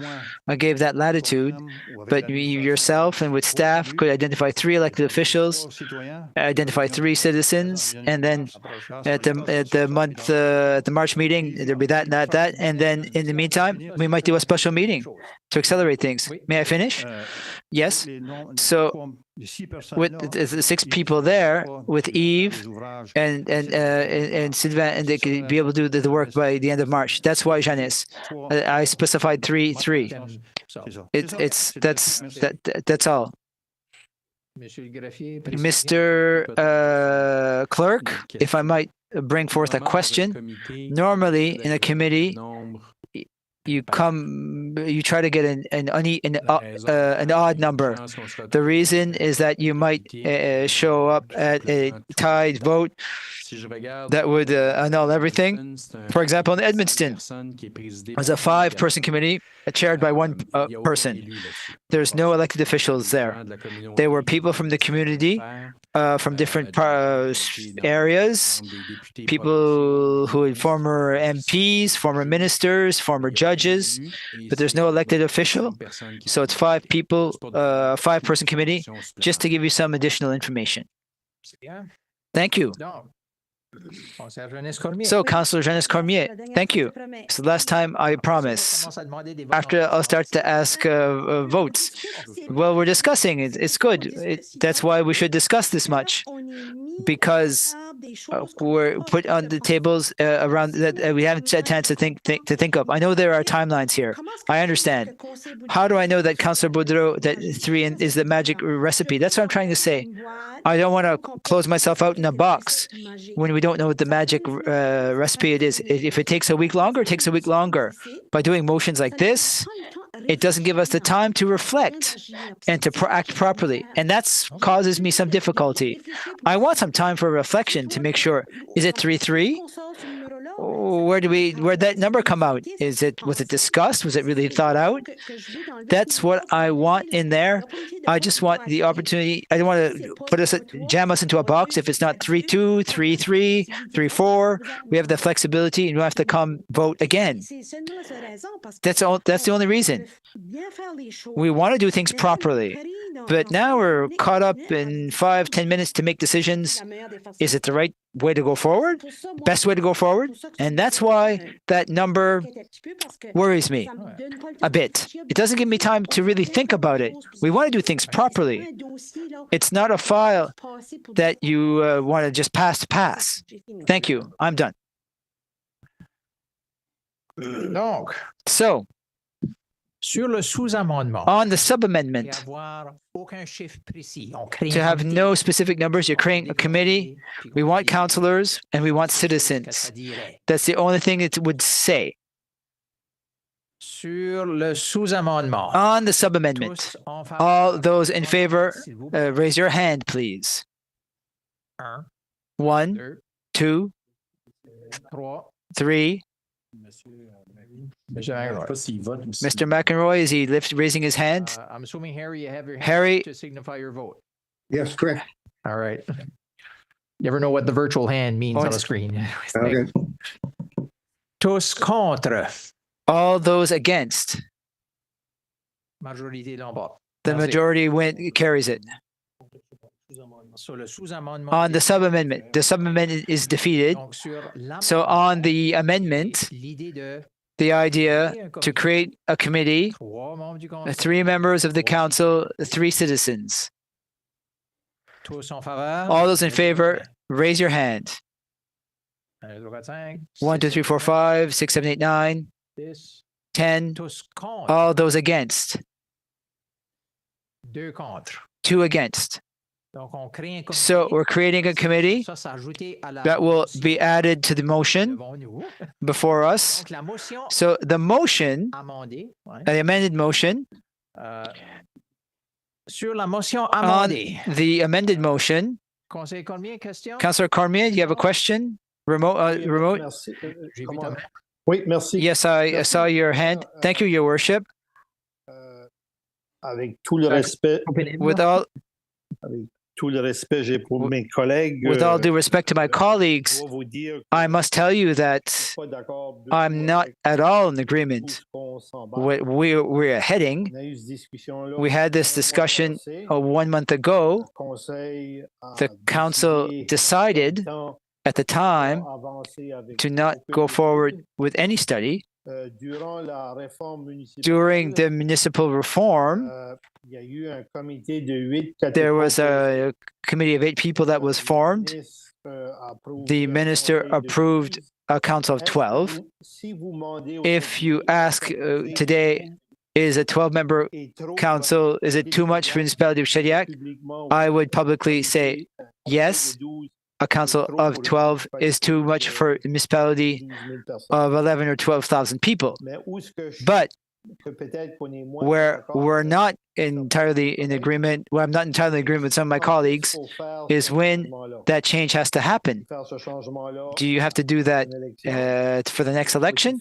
Or do you have to make that change after the next election in 2029 or 30? 30. I'm one of those who thinks that it should be in 2030. We've just bid welcome to 4 LSDs that had not been part of Shediac before.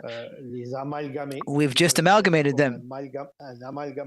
I saw that as an amalgamation. Tonight, maybe we'll, this is my opinion, tonight we might send a message to the citizens of those 4 LSDs that it's no longer an amalgamation, it's now a takeover. And I find that sad. We haven't had the opportunity to connect as gather as a community. When I came here 2 years ago, not only me, but other people, we noticed that there were things that were lacking in the town, that we're trying to move forward some files. I do remember that Councillor Bro at some point spoke of a guy from Tracadie who was supposed to come to us about pesticides. 2 years passed, nothing has been done on that front. Councillor O'Brien at some point made a motion that we would have a report from the RCMP. It said more or less, are we well served, or should we have a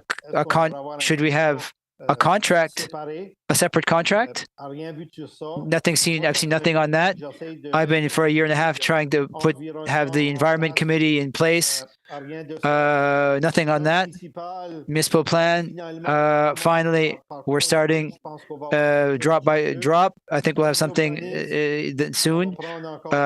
City planning, they'll take time. Water access. Councillor Cormier, with all due respect, I know you're giving examples. Juste peux-tu venir à ton point, là?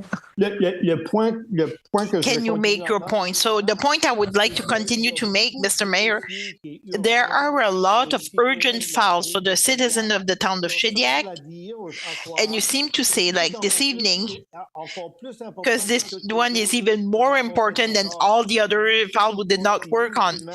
And I do not agree. I do not agree that we'll look into this. We have other files. The only thing that might save us is when the municipal reform was brought to the chamber, the minister has to approve the changes. So the reason it has to be approved by the minister, he has to see it's fair, because where we're going right now, I'm not convinced it will be fair for the citizen outside the former town of Shediac, because we want to make a takeover, and I find it a bit sad, because that's why, Mr. Mayor, I will certainly be voting against the motion. Thank you, Councillor Cormier. Councillor Patricia Bourque-Chevalier, thank you. So we had many discussions, asked some questions, and I voted on items, but my first question was, why did it come back? And I wasn't here on Monday. Apparently, the working sessions are not recorded. I cannot listen. Why are we voting again? Because we voted it in June. So who thought we have to bring it back? But not who, but why? I can answer that question. Listen, as the CAO, so you hire me to make some recommendations to the council. So my recommendation this evening is the same one I made last week. The elected officials, they have the mandate to review their governance model. So I would say, and I do not disagree with any comments that was shared this evening. So they have to review, do we have the best model of governments? The reform, of course, allowed to add some territories to the town, but did not allow to the municipality to review its governance model, because simply some regions were added. And because of the ratio, there was no decision on the overall council. It was simply to add to the governance with the new regions, and of course, some more bylaws. And it's on the next items. We'll be talking about the code of ethics. So some changes were made to the regulation on the obligations that have to be understood, included within the code of ethics. So the administrator recommend the the council to make some adjustments to be in line with the actual regulation while adding a rural plan. And I can say since my arrival, I think the decision taken from the council was not always easy. And I think that was a mechanism that started this summer. And I think there's a lot of pieces that were discussed, but never like collectively.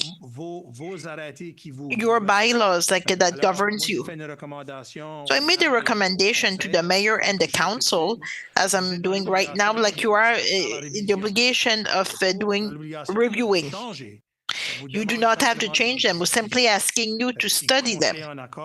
If the council agrees, well, we'll process all the files individually to eventually come to take a decision. Out of experience in the municipal world, it's a study that is easier to done at the beginning of a the mandate than the beginning of a term, because when a new council comes in, there will be possibly new people who do not understand the mechanism and the process, and we were not well prepared to take those decisions. So my recommendation to the council is to review this before the next election. So, like I said at the beginning, it does not force you to make any changes. We simply recommended you study it to take like an informed decision, either maintain status quo, modify, or looking at another choice. It's simply that's it. That's what we're recommending. Just every time we talk, we're always talking about timeline, time, and we discuss and we decided like we would stay like status quo maybe for another 4 years, and it's coming back. And sometimes like you study too fast, and then when you do your test, you're not doing getting good marks. So maybe we're doing for nothing. I think it's a decision that's difficult to take, and I think it's too quick to take it, and I'm not sure like what the timeline is. The most urgent that has a timeline, it's the composition of the council. The other bylaws, well, the timeline is essentially the date like the election will be called like in 2026. So it gives more time to the council. We have over a year like to deal with the other files. So this is the council composition. It's the only one that has like a more like a strict deadline. So for lessees that were added, like no, I kind of agree. Like we're working on strategic planning, and then all of a sudden we change. Like so the day what is it? When is the deadline? Yes, we have to change. No, we're not making the changes. And then at the time, we'll have more information plus a recommendation. So when do we have to vote? It's one thing that we have to work in March, April, and then maybe get it, have it ready by May at the latest, unless I'm wrong. So by the end, so we have to take at the end of May, we have to take a decision. It will have to get back to the council. It will say, here's the information, here is a recommendation. So we have to bring this like before the summer for the composition. Yeah, that would be the goal. So we have 3 months basically. Technically, like for a bylaw to be adopted and the correspondence sent to election, that'd be 6 months prior to the date of the election. So you're talking November. So I'm sharing like the steps we have to do before is to create a bylaw, decide if a composition, if it's different than the one we have now. And the composition, will it require like a redivision, a redesign? I don't know. So it will take some time, and then they have to adopt them, and even before we need to adopt like a ministerial approval that the minister will adopt the project we are proposing. I would say the deadline would be to prepare a letter to be sent by mail by November 1st, 2025. To make those changes. Other than this, so we'll have to vote before November 1st, and we'll get the approval. If the council, because July, August, no meeting, so I'm going back to questions. We're not asking the council to make a decision, the composition. Simply, we're asking to study it, review. I will not review something, will go too fast, and you vote no at the end. If the study says, well, there's too many things to do, we cannot propose it on time, well, the committee will say that. I cannot forecast what the committee will conclude because the committee hasn't been established yet.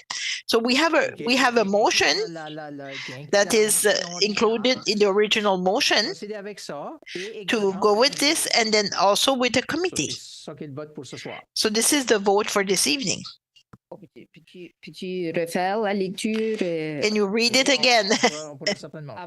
Certainly, before the whereas, but be it resolved that with the amendment like Mr. Boudreau. Yes, we can. Yes, that's something we'll be able to do. She just want to listen again, like to the amended motion. To vote on the amended motion. Councillor Joël Després and Councillor McElroy. Thank you, Mr. Mayor. So I will vote against. I voted against it in June. We have a lot of projects we are discussing together as a municipality. The request, as Roland mentioned, like some other files, and I see like the comment from the neighboring municipalities, like they have less councillors. I'm not looking next door what's working. I think our council works right, so I will for another 4 year, like we decided in June. So this is my decision for this evening. Thank you, Councillor McElroy. Thank you, Mayor. I'm assuming you wanted to speak. Yes. Okay. I just want to make sure that I understand clearly when we're referencing deadlines to get a recommendation before the minister. We're talking about before something is imposed by Elections NB or the local government department.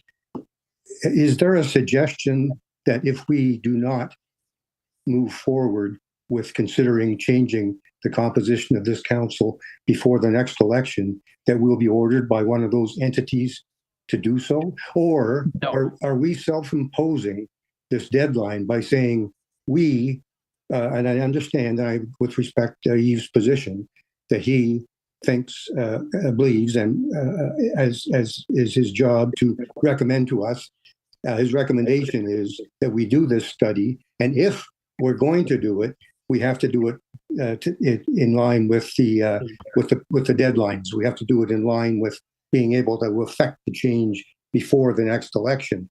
That's where those deadlines come from.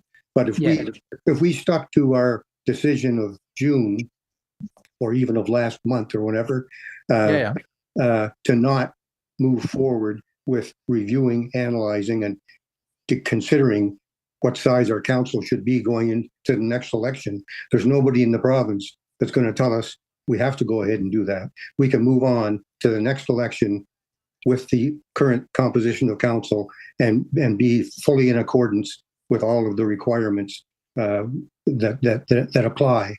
It's only something that we would be doing out of respect for administration's recommendation that we should at least study the matter, even if we do not end up recommending or authorizing or approving a change.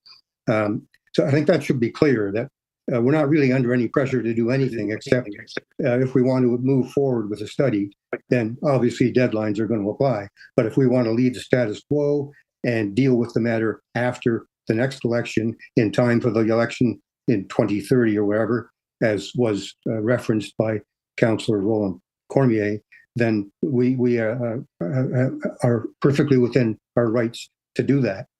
That's one thing I want to make sure that everybody. You are correct, Councillor McEnroe. Okay, I want to make sure everybody understands that, including the public, that this is a voluntary exercise. It's a recommendation from staff, but if council chooses to go through that process of having a review done now before November for a recommendation before the spring, for the upcoming election in the spring, I mean, then that's a choice of council. It's not. There's nobody suggesting that has to be done. The other thing I want to say, which applies to this motion, is it's my understanding, and based on my experience, that staff makes recommendations to council. Council makes motions. So I've always struggled with, since serving on Shediac Town Council, when motions are created, made, composed by staff, and they come forward to council. I've always been of the view, and as I say, it's always been my experience that staff is in the role of making recommendations to council. They recommend that council do this, move forward in this fashion. If council agrees, council makes the motion to accommodate or endorse or adopt that staff recommendation. That would have eliminated the issue of notice of motion tonight, because it would have been a recommendation coming from staff, and they can come in every council meeting. And a motion can be made on a staff recommendation at every council meeting. So that would have eliminated that issue that arose earlier. In any event, my main point, I guess, was just to make it clear that everybody in the room understands that this whole process and the deadlines that have been referred to 3 or 4 times are only if you choose to want to make a decision on the composition of council in time for the May 26th election. If you choose to let it ride until the 2030 election, then it's a non-issue for this year. Thank you. Thank you. And to add, Councillor McEnroe, you're 100% correct. It's not there's no requirement that imposes you to look at composition. Obviously, Council adopted a strategic plan. We're working on our operational plan. There's a section in the strategic plan that talks about operational excellence.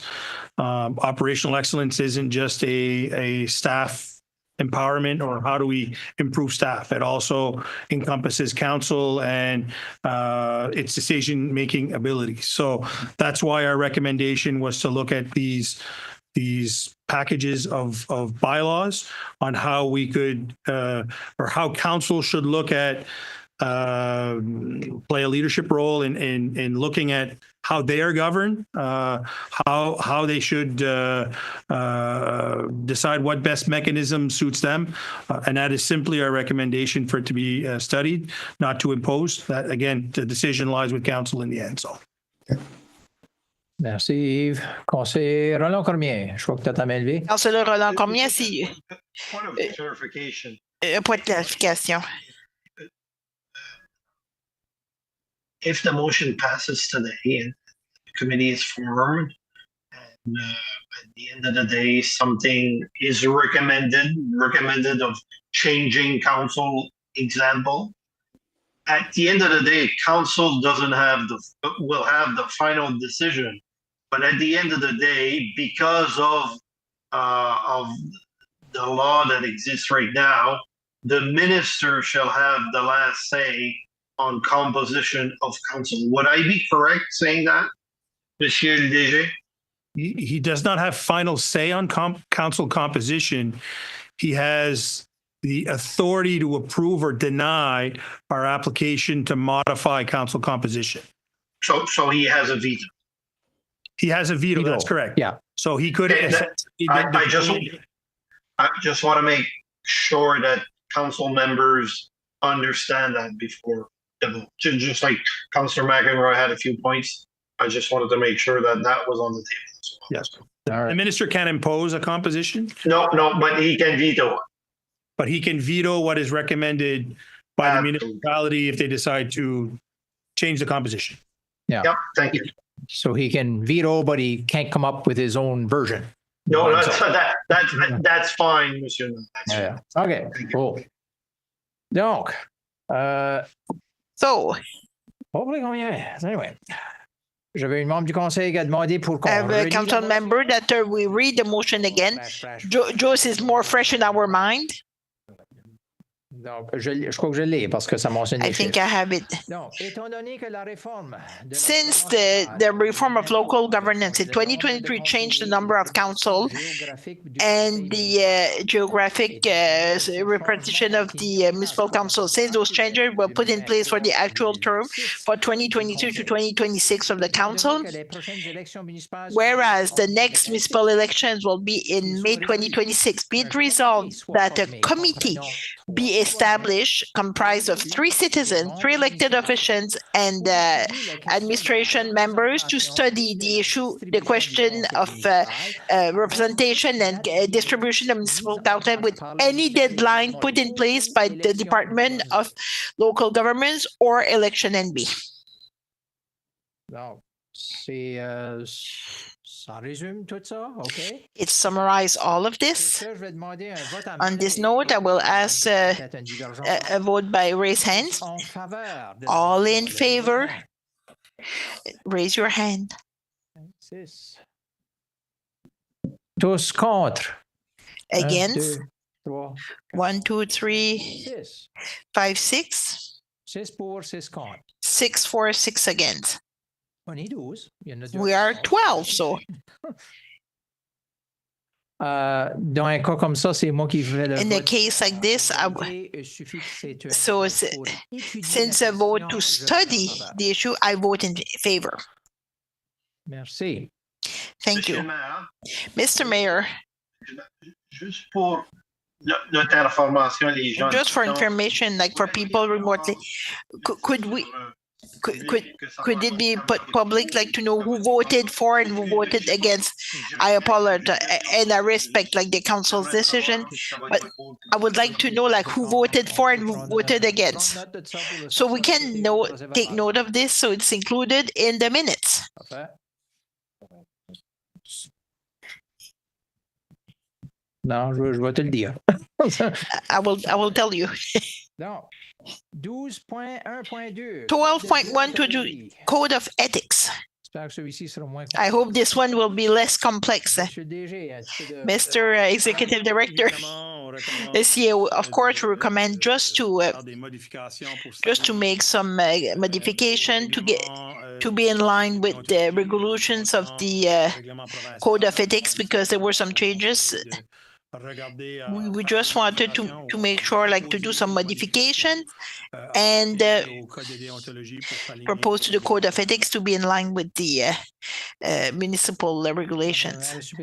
Mrs. Deputy Mayor, if you would like to, thank you, Mr. Mayor. Code of Ethics, whereas the policy and good governance of the municipality were all developed prior to the amalgamation, creating the new town of Shediac. Whereas the municipal council administration, they have proceeded to the introduction of new regulation with 2024-48 Code of Ethics, July 26, 2024. Therefore, be resolved that the municipal council mandate the administration to study and revise bylaw number 20-64 Code of Ethics for elected officials to bring it into compliance with the provincial Code of Conduct. I shall move, Mr. Mayor. Moved by Deputy Mayor Sylvie Colette Boudreau, seconded by Councillor Janice Comte. Sur cette proposition. Questions on the motion? Rien, on a-t-il perdu là? Yeah, did we lose Roland? No? OK. Peut-être batterie. Never know. Sur ce, tous en faveur, on dira oui. All in favor, saying aye. Non. Against, nay. Adopté. Motion carried. Thank you. Numéro 12.1. 12.1.3 Procedural bylaw of the municipal council. Mr. CEO, just some background.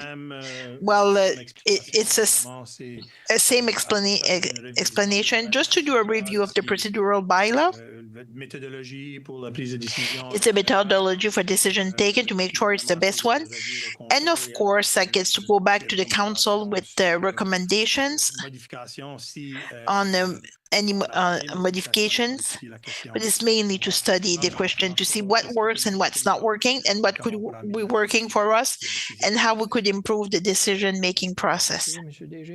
Thank you, Mr. CEO. Councillor Jean-Claude Bertrand, thank you, Mr. Mayor.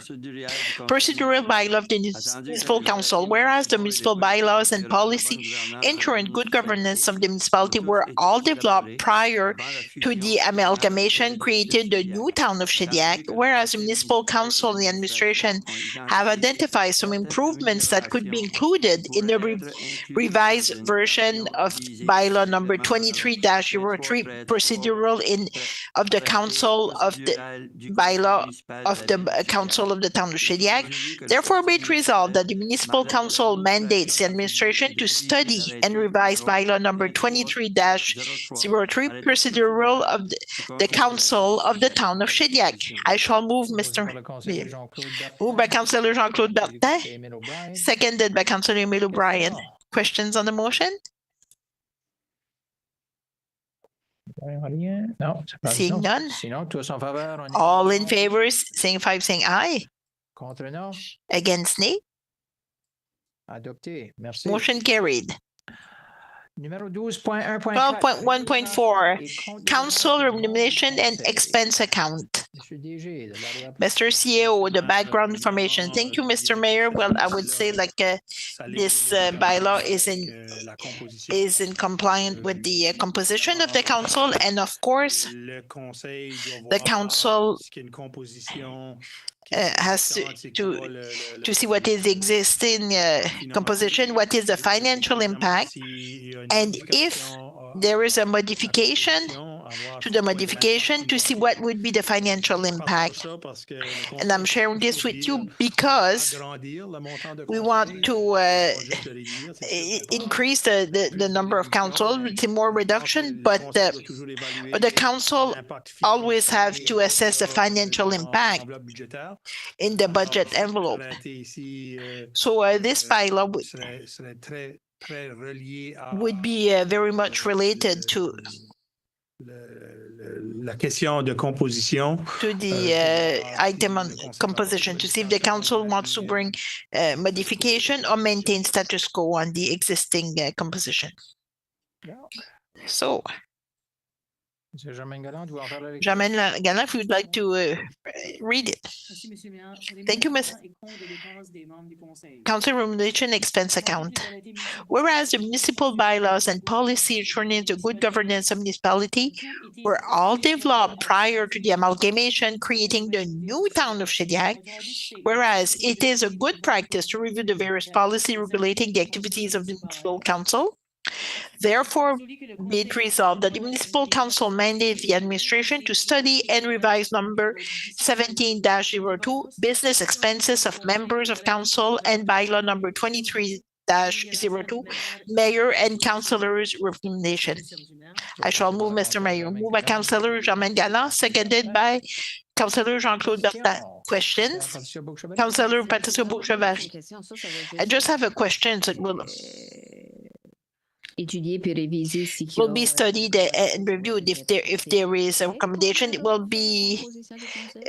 be brought after we review the composition of the council. Of course, like the question would be done independently because we will study independently. But my recommendation would be just to try to align the two, like with the composition. But the two are still independent. And I think we're talking about composition. It's kind of difficult, like not to share the impact and review like the remuneration. That's what.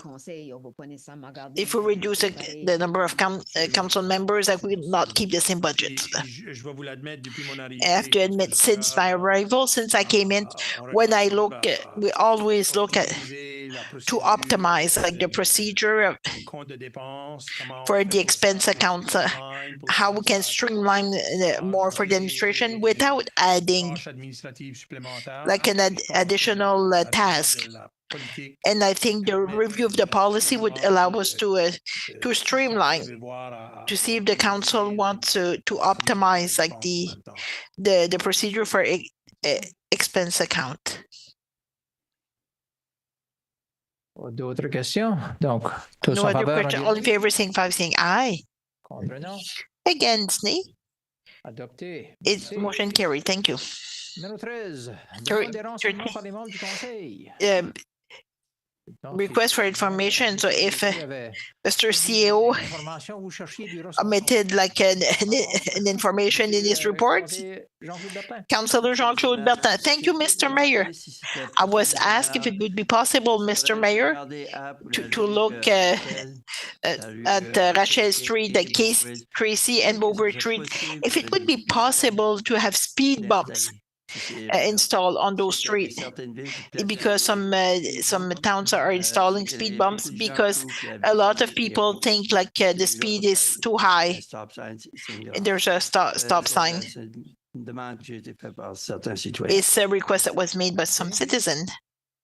Mr. CAO, that's a great question. I would say that before assessing this question, we should receive the Transportation Master Plan. It is being studied, and that would allow staff and council to make decisions, informed decisions on that specific question. So my recommendation would be to wait that the Transportation Master Plan is presented to Council.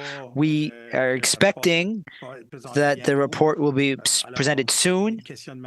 So this type of question could be addressed. We could do it in an informed manner according to various facets, but we'll take note of that comment nonetheless. It would be a normal thing to study. Some streets get more traffic than others. Councillor Boudreau, two items in December, the Chamber of Commerce and the Downtown Approach Council to form a committee for protection against crime. Is anything moving forward with that? There's two members of the committee who spoke to me about that lately. They're checking into how any progress we're making. I'm meeting the new president of the Chamber of Commerce this week. This is one of the topics that we'll be discussing. The other item, I think it's a great initiative on social networks. That's how they want to name the Big Lobster. Could we get some details? Who launched that? How's it moving forward? Who would decide on the name? Sylvain? Actually, it comes out of a publication by Jason Galland. He's having fun with that story. And communications officer started, myself, we just played the game. We launched a bit of a campaign. It might not be a real campaign, but it could become a real one. We received nearly 80 suggestions so far. The only problem is that 80 suggestions that's not one that really, they're all different. So we'll keep you up to date. There's not really a notion of naming it, that fisherman. It could be part of it. It's the 35th anniversary of the lobster this year, the giant lobster. It might be part of that initiative, but we're going to work in conjunction with the tourism team and the economic development team, the whole team. It relates to town communications. We're going to work together. We want to have fun initially, but we see that it's actually fun and it brings a new wave of it's a different it takes the mind off of talking about tariffs and such. The exercise of naming the lobster was attempted in the 1990s. I can't repeat the names that were suggested. I might not be able to name all of the names. I might not be able to repeat some of the names we received here either. So congratulations on that follow-up. That's all, Your Worship. Councillor Peter Breau. Thank you, Your Worship. This week or last week, there was some information that came out in the news site for the English-speaking school. Do you know if the land has been signed off on? The transaction has not taken place yet. No. Not yet. Thank you. It's my pleasure. Councillor Patricia Bourg-Chevalier. Councillor Patricia Bourg-Chevalier. Thank you, Your Worship. I'm just going to keep this short. Paul's example of the Big Lobster, it's a great idea. I don't want to put an employee, any employees on the spot. Sometimes I would like to know those things in advance. Then we're on the spot because sometimes asking you says, "Ooh, I don't even know what you're talking about." So maybe that's something to develop in the future. Maybe a little email, just or send us the Facebook post. I'm not always on social media. I know that you've discussed this. We talked about it this afternoon. You discussed it at the meeting where I was absent, but sometimes we're put on the spot. Oui. We're still speaking about the lobster? Well, I just gave it as an example. Paul spoke about the lobster. Sometimes there are things that are on Facebook. You let the population know, but I'm not on Facebook every half hour. I don't see all the posts. Sometimes people ask us questions and we can't answer because we didn't see it on Facebook. So maybe it's a responsibility of councillors to be on Facebook. I don't know. We could think about this, and staff could think about this. Keep this in mind. Mr. Jean-Claude Bertin, thank you, Your Worship. Just to refer to this, it even was even news. This man was speaking about on news. I was interviewed. Oh, you were there too. CTV News contacted me. They found it was a story that was funny. Even when the journalist came to meet me, we met at the Big Lobster. It was a nice, cool winter wind. And he looked up and says, "He's still there." I said, "Yeah, he's still there." You'd have a hard time moving him. He thought that maybe he'd been removed to get refinished. He says, "No, he's being renewed." We do the same thing to the lobster on site every year. We go to the lobster. Mr. CEO, I'll take the opportunity. Obviously, if you're put in a situation with a citizen, we apologize. It was certainly not the intention on the part of staff. But I can say that there are 12,000 citizens in the municipality of Shediac, nearly 12,000. I guarantee you that there's about 12,000 different questions that they want to ask staff. We understand that you are elected officials. We understand that you have information. If ever you don't have the information, by all means, refer them to staff. It would be our pleasure to help our citizens to have access to information, to understand information. But if each time there's a file that we need to send an email, I think that we want to give information to council, but it's impossible to provide all of the little things. I agree with that, but I just gave the example of the lobster because even activities, I didn't know if I was given the wrong date for the Christmas parade because I'm not on Facebook. If you have citizens who want to be informed, send them to our media. We have the right information. We understand that you have a lot of email. We understand that there are a lot of councillors, a lot of citizens asking you many different things. We're there to do that job.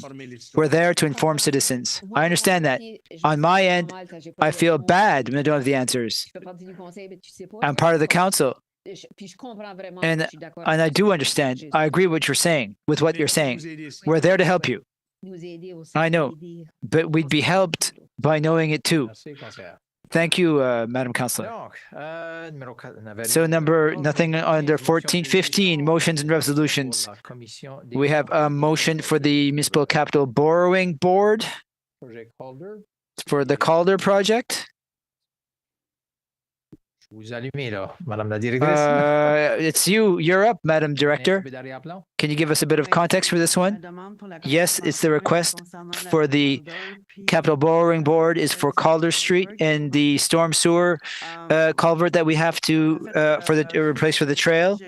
After I revised the cost that we submitted during the budget deliberations, and the costs were within the range. It's exactly the same cost that we presented during the budget deliberations. But I will tell you that the costs were reconfirmed. We have buffer to make sure that we don't end up with any surprises. So yeah, but costs were checked with our firms, our accounting firms. Thank you. Councillor Paul Boudreau, shall we read it? No. Councillor Jean-Claude Bertha, you want to read it? Yeah. You put me on the spot. Be it resolved that the municipality of Shediac, under the Municipal Capital Borrowing Act, is asking the Municipal Capital Borrowing Board for authorization to borrow for capital expenses for the following terms and amounts. Purpose term amount.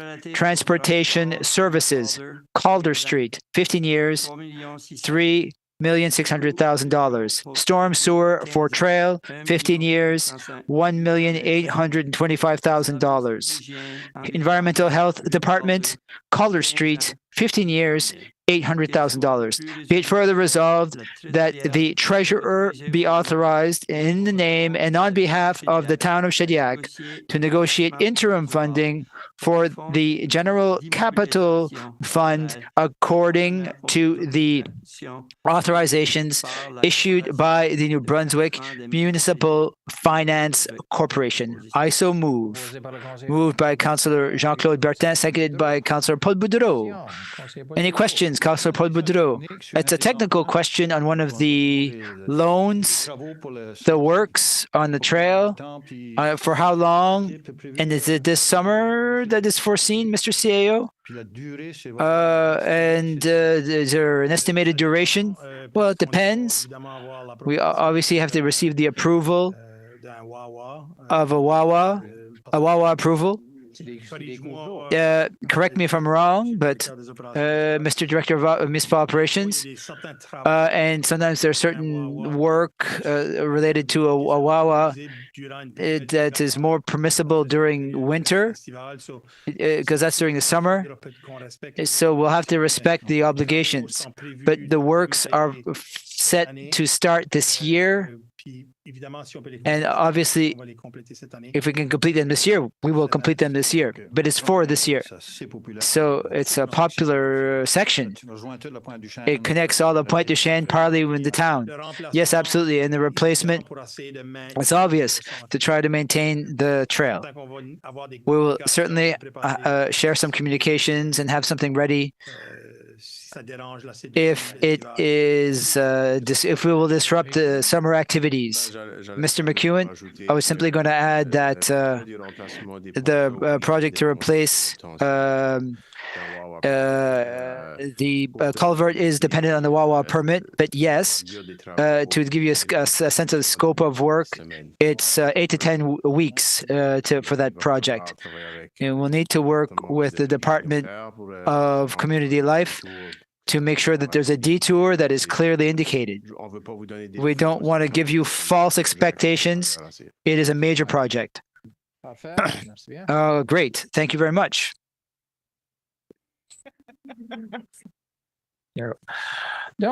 So, all those in favor shall say aye. All those against, no, nay. Motion carried. Thank you. So, in terms of the canoe program, Mr. CAO, thank you, Your Worship. It was been recommended, is brought for us by a member of the council. to be placed on the agenda as that we should look into the canoe program. At the time, we were in agreement with the councillor. It could be a means to acquire some equipment, etc., while respecting the Public Purchasing Act. So it takes a motion to be in a to join the canoe program so that we can fill in the forms and meet the requirements to be part of the program, to be able to purchase, to be able to do purchases that are in conformity with the Public Purchasing Act. Councillor Jeunesse Cormier would like to read it. May I make a small comment before reading, or should I hold it on for afterwards, please? Be it resolved that the town of Shediac enroll in the canoe procurement program as presented by the Union of Municipalities of New Brunswick. I so move. Moved by Councillor Jeunesse Cormier, seconded by Deputy Mayor Sylvie Colette-Boudreau. Questions or comments? Congratulations.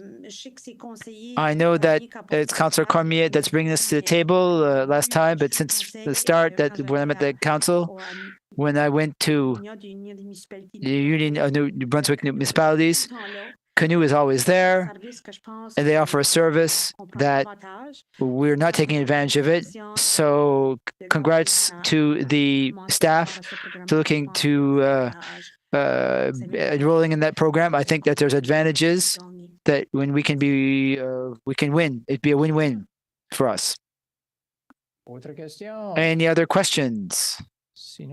Otherwise, all those in favor shall say aye. Contrary minded, nay. Motion carried. Bless you. No nominations to committees, no appointments to committees, and the next meeting will be on March 17th. The next ordinary regular meeting will be adjournment is moved by Councillor Jean-Marie Godin. Please stay in the room for 2 seconds. Thank you.